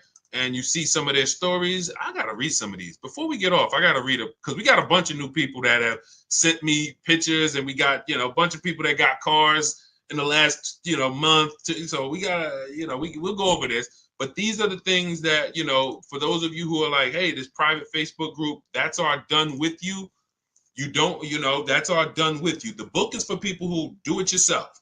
I have A to Z in there. Deshone, give me the strategy. I will execute it. That is the book, Cars from Home. For those of you who want community and you want support, we do 2 coaching calls a month, and you want to be in our Facebook group where you could ask questions. You want to click those links and click Done With You. Shop with Deshone. And you do have to see if you qualify for that. But if you qualify, then we'll be shopping together. All right? Go ahead, Dolan. All right, it's already up. Nobody's giving away autos like the internet says they are. I don't care. I'm not the internet. Look, these are deals. Look. 2025 Yukon, they dropped the pricing down to about 70. BMW sold it to Carvana. Hold on.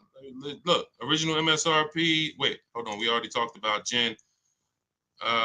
This is a 1.1% lease on a Nissan Murano Platinum 585, $50,000 vehicle. That's tons of discounts. I know when I got my Infiniti when I got it in November, I got $8,000 off. We could go Milligan. Look, Milligan, $79,000 Mercedes EQE 350. Look, 2024, $79,000. Look at the discount, $20,300 off with all the rebates and the discounts. Unfortunately, you just don't know how to shop. And if you can see that, you shouldn't know how. You're the public. You are the public trying to do battle with an industry. I'm somebody who I'm in the industry. And people call me all around Jersey. People know me before anybody on the internet ever knew me. People in Jersey knew me. Call Deshone, family members, friends. They still call me and say, "Hey, Deshone, I know you're teaching and all of that. I know you got the book, but hey, you know you're the person I call." We accept nothing less than big discounts and below market deals. So it's just what you know. If you had a leak in your bathroom, it might seem like, oh God, there's water everywhere. I don't know what to do. No one in my house can fix this. You call in an expert and hey, 3 minutes. Heck, man, how'd you fix that so quick? I'm an expert and I can teach you. So in our case, we teach. That's why I love sharing other people. Every one of you might probably say, Deshone, obviously you can get great car deals. You've been in the car business. The reason why I show people like Milligan and people like Raphael, look, $46,000 vehicle, $549 a month lease. Probably got 8-10 grand off to get to that payment because they're you. They were just like you, watching me, said, hey, this guy sounds like I could trust him. I'm going to give this a shot. And they did the work. They learned the system. Look, India, 2024 Hyundai Elantra Limited, $29,000 vehicle, $365 a month, no money down.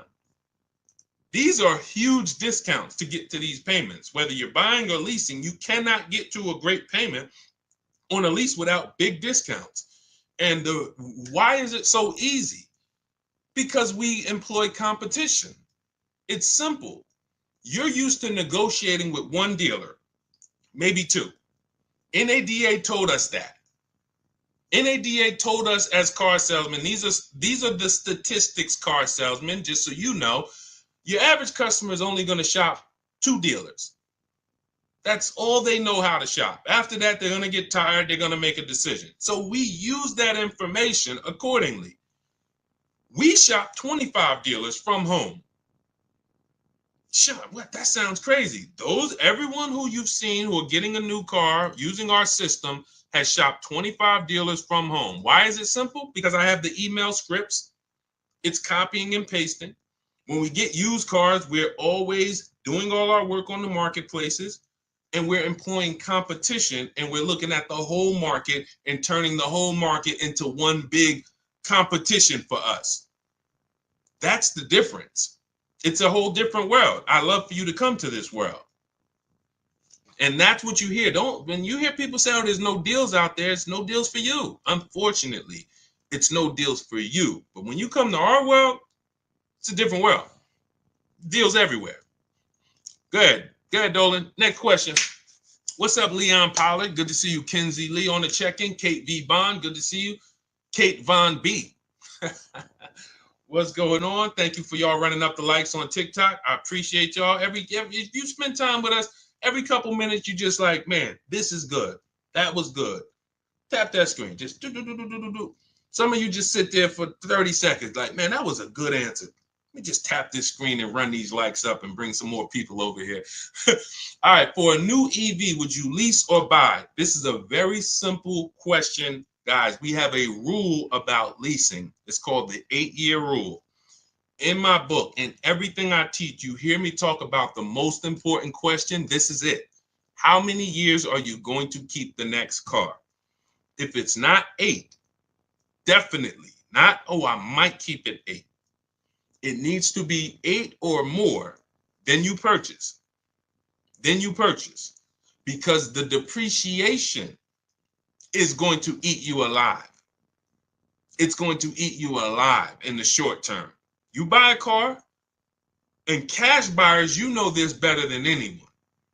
Because you're not, unfortunately, payment buyers, They manipulate the payment and you don't really see what you're paying. Unless you're really savvy and you just ask for the price of the car and then you match the payments yourself to see. But most people, they're not. They go in, give me the $500 a month, we got a deal.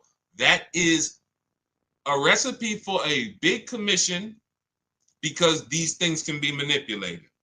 So in the short term of a purchase, the depreciation is going to ruin you. You buy a car for 40, you come back, it's worth it. Let's just take, since you asked the question about the electric vehicles, let's just take the example of what we've experienced in the last 6 months.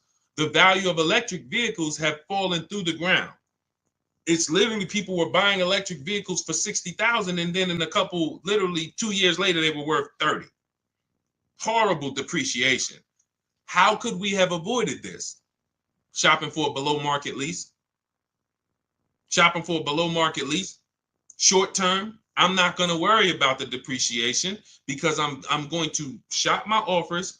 I'm going to get the lowest price on the lease. We always get at least 5 offers. Our system teaches you how to do that. You need to get at least 5 offers, whether you do it my way or your way. If you want to call around, talk to enough dealerships, you could ask for the sales manager and try to cut through the BS and get 5 offers. You're going to see how different they are. You're going to see how different the offers are. And once you see how different the offers are, it's going to prove to you, this is why I need to be shopping multiple offers. So once you do that, you get your 5 offers and you'll see that's my lease deal. That's going to be my below market lease. If I'm purchasing though, I'm planning on keeping this vehicle for the long run, long haul, 8 or more years. And I'm not worried about depreciation. Who has a vehicle they've had for at least 8 years? Type me. Matter of fact, how many years have you had it? Let us know. Let us know. Let's get engaged, chat. Get engaged. C. Parker, hello. Hey, great car buying advice. Guess what? You can teach your info to older students in schools. Listen, I love to. Who has a car? Let us know how many years you've had the car outside. If you've had a car longer than 8 years, type the number of years that you've had that car. We're seeing people keep cars less and less. So, I mean, I don't even know if there's many people on here who've kept a car longer than 8 years. All right, I see one user 608987. I can't see my Instagram people. I'm sorry. Tomorrow I'm gonna have my device set up where I can see my Instagram. We bring your questions on, but okay, Paulie, I have a 2013 ES. Okay, this is the stuff where you don't have to worry about the depreciation. The longer you keep a car, the less you're concerned with the depreciation of it because you've gotten your money out of it. But when I was in the dealership, I can't tell you how many times, and some of you're guilty of this. I'm trying to get you out of this right now. I would be in the dealership, somebody walks by and they're like, hey, is that the brand new one? They're looking at something that's on the showroom. I'm like, yeah, that's the 2020, whatever. They're like, okay, soon as I got 3 more payments on this one. Soon as I make my last payment, I'll come see you for that one. That is 2 things wrong there. First of all, they thought they had to keep the car. They thought they had to pay the car off in order to get another car. If you thought that, you don't have to. They thought, oh, I got to have the title. You don't have to. So if you didn't know that, type of question mark. If you were taught, I thought I had to have the title, Deshone, before I could replace the vehicle, type of question mark. If that's what you were taught, it doesn't. So that's the first thing wrong. The second thing, and the bigger thing, is you just paid an entire vehicle off, which is like a marathon. We call it. It's like a marathon. Hey, I'm gonna take a 5 or 6 year loan on this car, and then I'm gonna make these payments, and then I'm gonna pay it off, and I get my title. And then when I this is where you should be looking and saying, hey, now it's time to get my money's worth out of this car.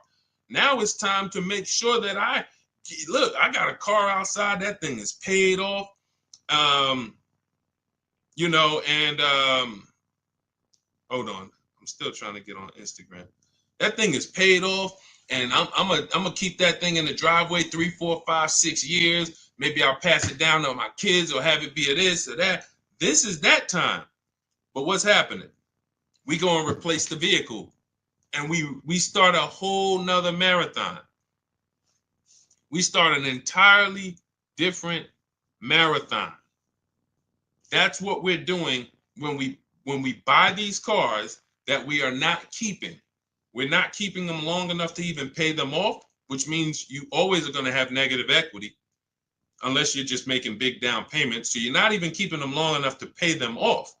Second, some of you are pay them off and then you go and you replace it again and get a whole nother vehicle. And then the third of you is, buying and doing it right, which is I'm paying my car off and I'm keeping this thing until the wheels fall off, or at least until I know I got my money out of this 8, 10, 12 years. So if you're not there, Deshone, I'm nowhere near interested in keeping a car that long. You should be shopping for a below market lease. And that's what should have been being taught to you from the day you learned about cars. But because they taught you wrong, and because there's people out here with big platforms and influence that tell you never lease cars, now you're hearing conflicting messages, especially because these people claim to be offering good financial advice. So it's like, wow, I can't go against them. Meanwhile, if they don't know what they're speaking about concerning cars. Investing in stocks, God bless them, may do a great job. Car advice, they're costing you thousands and thousands of dollars. So the question is, how many years do I keep my next car? If the answer is less than 8, I'm shopping for a below market lease. Not a regular lease, not a lease I see on commercials. Come in and lease this vehicle for $429 a month, and nobody who's listening to us is paying those prices. I'm shopping for a below market lease, getting multiple offers, and that's what I'm going to do. If I'm keeping it more than 8, then I'll shop for a purchase, new car, used car, below market purchase. Okay? Simple rule. And that's step 1 of our process. We call it the most important question. If you buy a car but you should have leased, you lost money. You lost thousands of dollars, probably 10 grand. 7 to 10 grand. The more expensive of the vehicle, the more you lost. If you bought a big BMW and you bought it, but you should have leased it, you probably lost 15, 20 grand. Just in your structure. Your structure is incorrect. So let's go. Great question. All right, go ahead. I see we got a lot more coming in though. Let's see. Let me try to zip through these. By the way, all of you who are like Deshone, I need everything you teach in one spot. That's my new digital book. It's called Cars from Home: 7 Steps to Saving Time, Money, and Avoiding Dealership. It's 5-star rated. You can Google it. It's everything we teach in one place, step by step.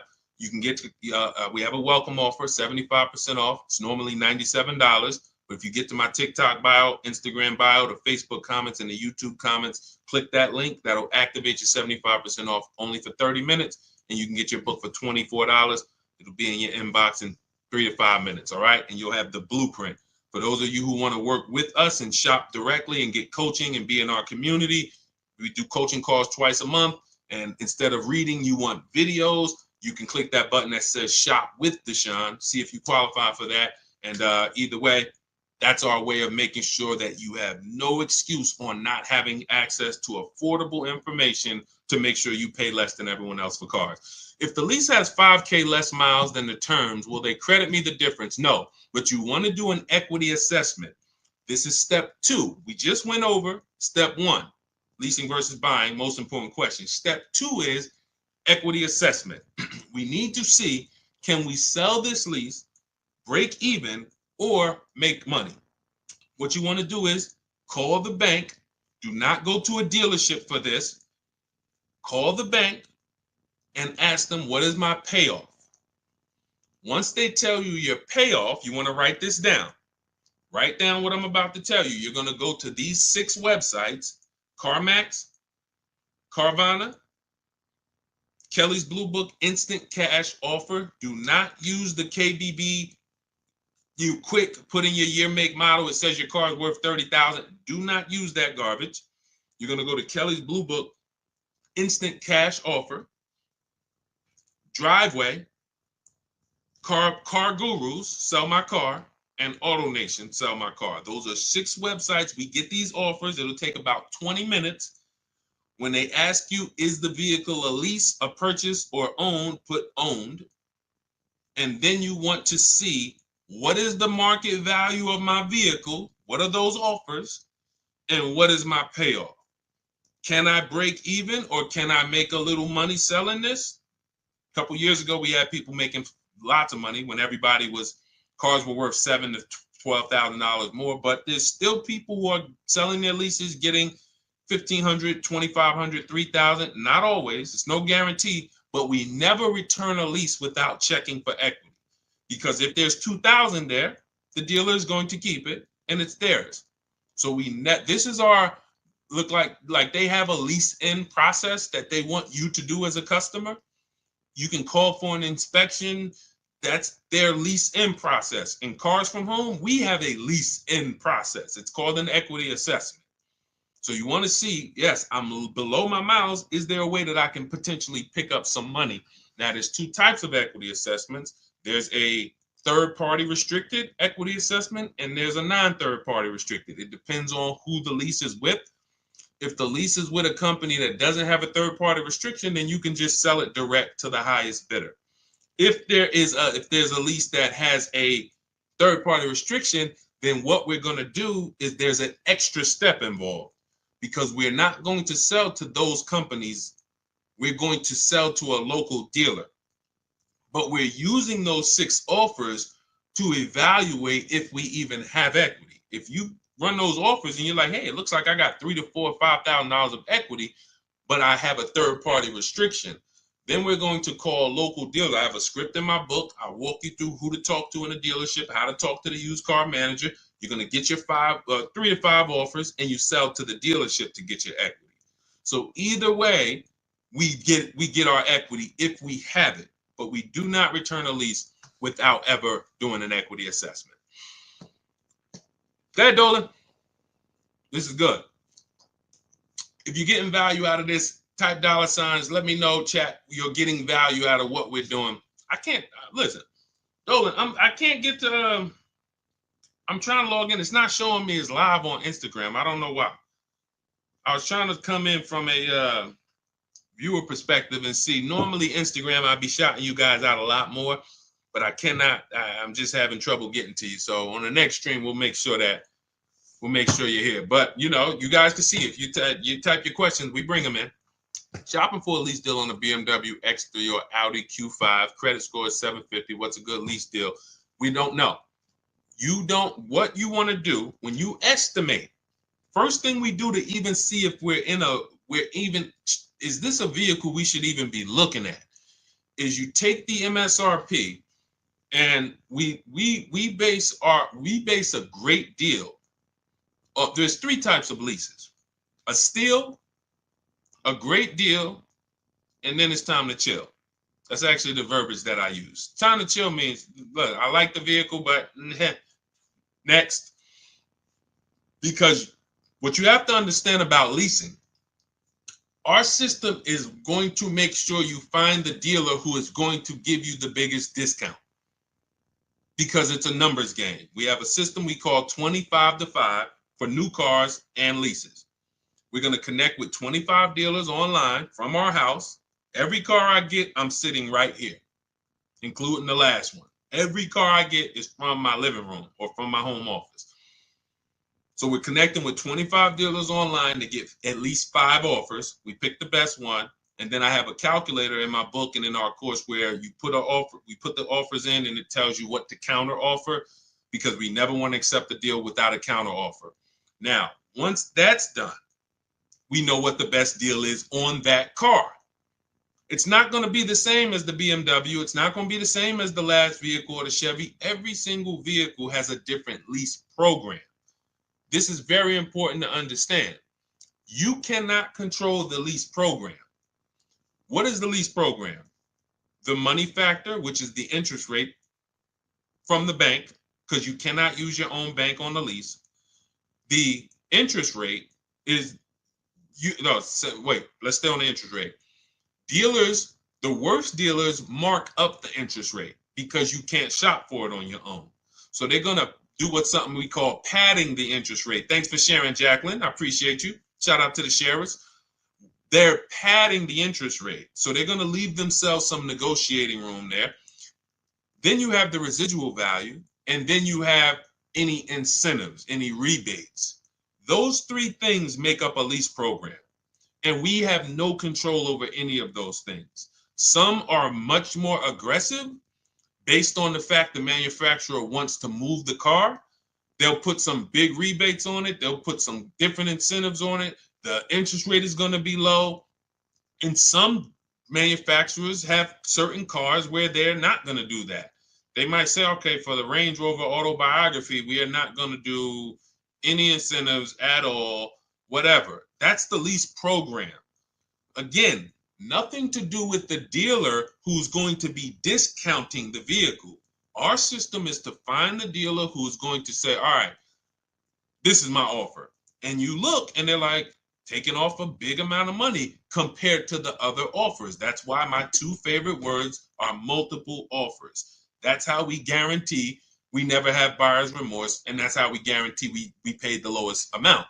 So once you now see that there's no way I can control the lease program, now we understand that when let's go back to the three types of lease deals. A steal is a 1% lease.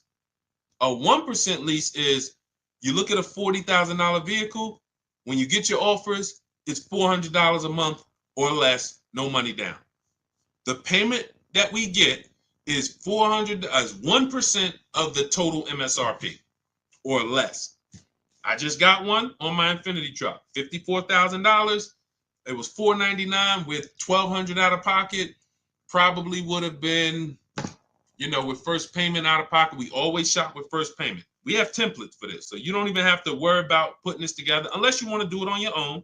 Do it your way. That's fine. You can try to remember this. But in my book, and when we're shopping together, we have templates. You copy and paste this stuff, so you don't have to remember this. But the 1% lease is 1% of MSRP. I would say my lease on that Infinity truck would have been, it's $499. It probably would have been about $512, $515 maybe, and it's a $54,000 truck. So it's less than 1% of the MSRP.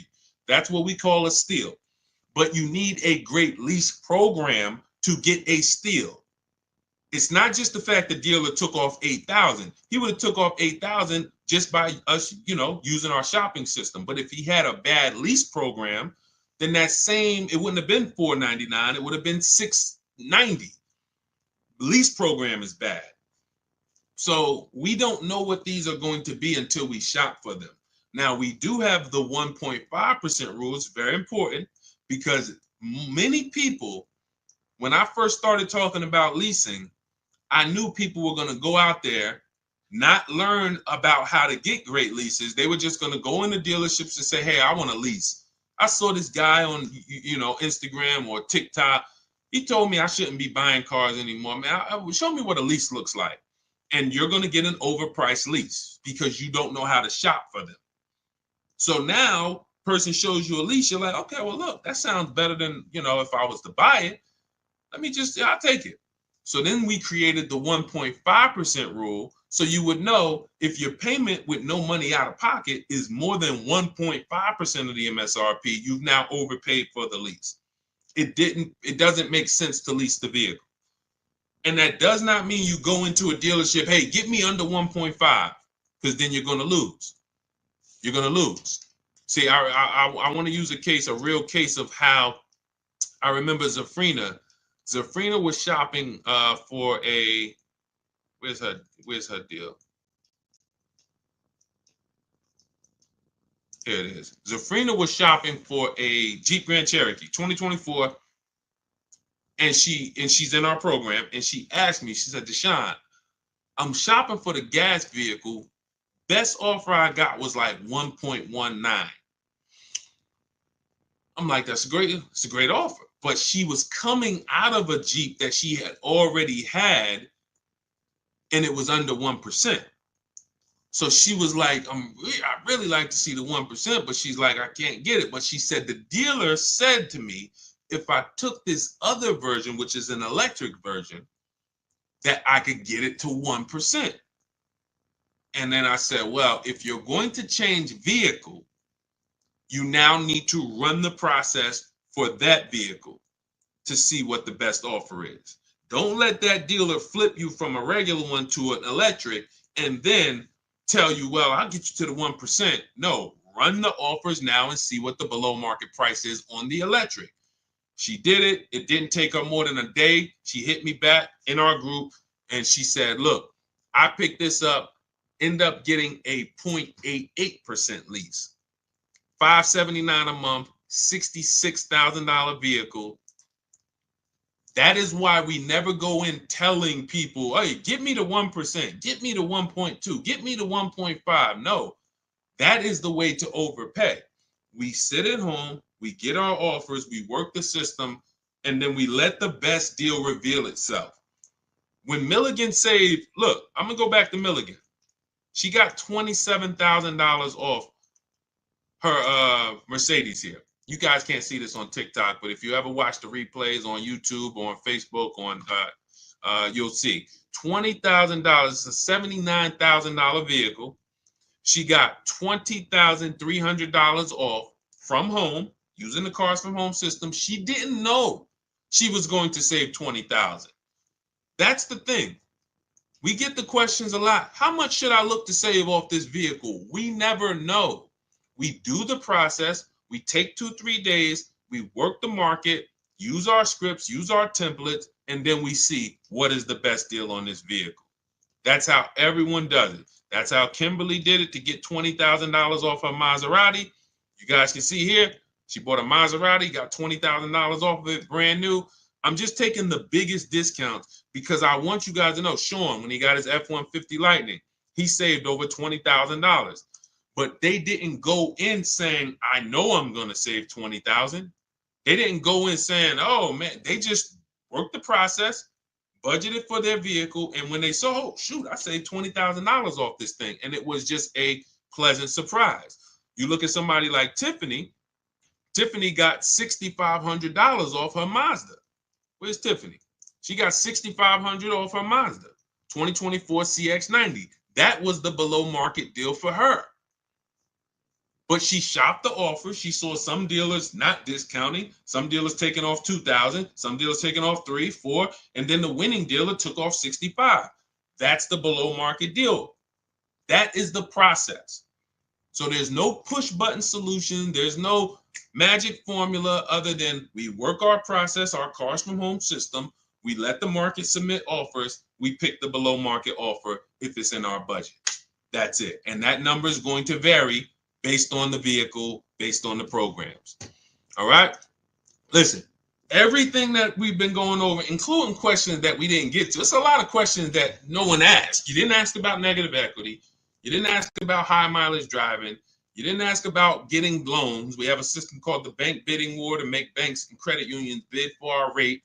So everything that we've discussed and things that no one asked yet is in my digital book, Cars from Home, 7 Steps to Saving Time, Money, and Avoiding Dealerships. You can get a copy as part of our welcome offer. It's normally $97. You can get a copy 75% off for 30 minutes, $24. Get to my TikTok bio, Instagram bio, YouTube comments, or the Facebook comments. We got a link there for you. And as long as you get there before 30 minutes, you got a copy for $24. It's everything we teach step by step to below market deals. That's a do-it-yourself master blueprint. Doesn't matter who you are, if you're an introvert, if you are, soft-spoken person, timid person, this is perfect because we don't talk. I'm never teaching you to go in and talk and negotiate with people who negotiate 3 times a day for a living. You can win by sitting at home and making these people compete for your business. That's our system. So get your copy for 75% off. You'll have everything we teach. Now, those of you who want to do it, Deshone, can we shop together? We have a done with you program. You can go to those same links in the bios and in the comments, and you'll see a link that says shop with Deshone. See if you qualify, and then we'll walk you through the entire process through video form. We have our Facebook community where you can ask questions and get support, and you're in a community with 1,600 people in our Facebook group alone, and we do coaching calls twice a month. So get in where you fit in. Does not matter. Just make sure you are using what we are talking about, because corporate greed is out of control. No one cares when you overpay for a car but you and your family. No one cares. The dealer doesn't care. The government doesn't care. There's no lawyer who's going to say, oh, man, wow, you paid how much? Man, I'm going to help you get that money back. Nobody cares. So we make sure we arm ourselves with the right information so that we make sure when we shake our hand and drive off in that new car, we guarantee we didn't leave any money on the table. That's what I want for you. So God bless you. I will check back in soon. We'll be, see you on another stream, and keep unlearning and relearning.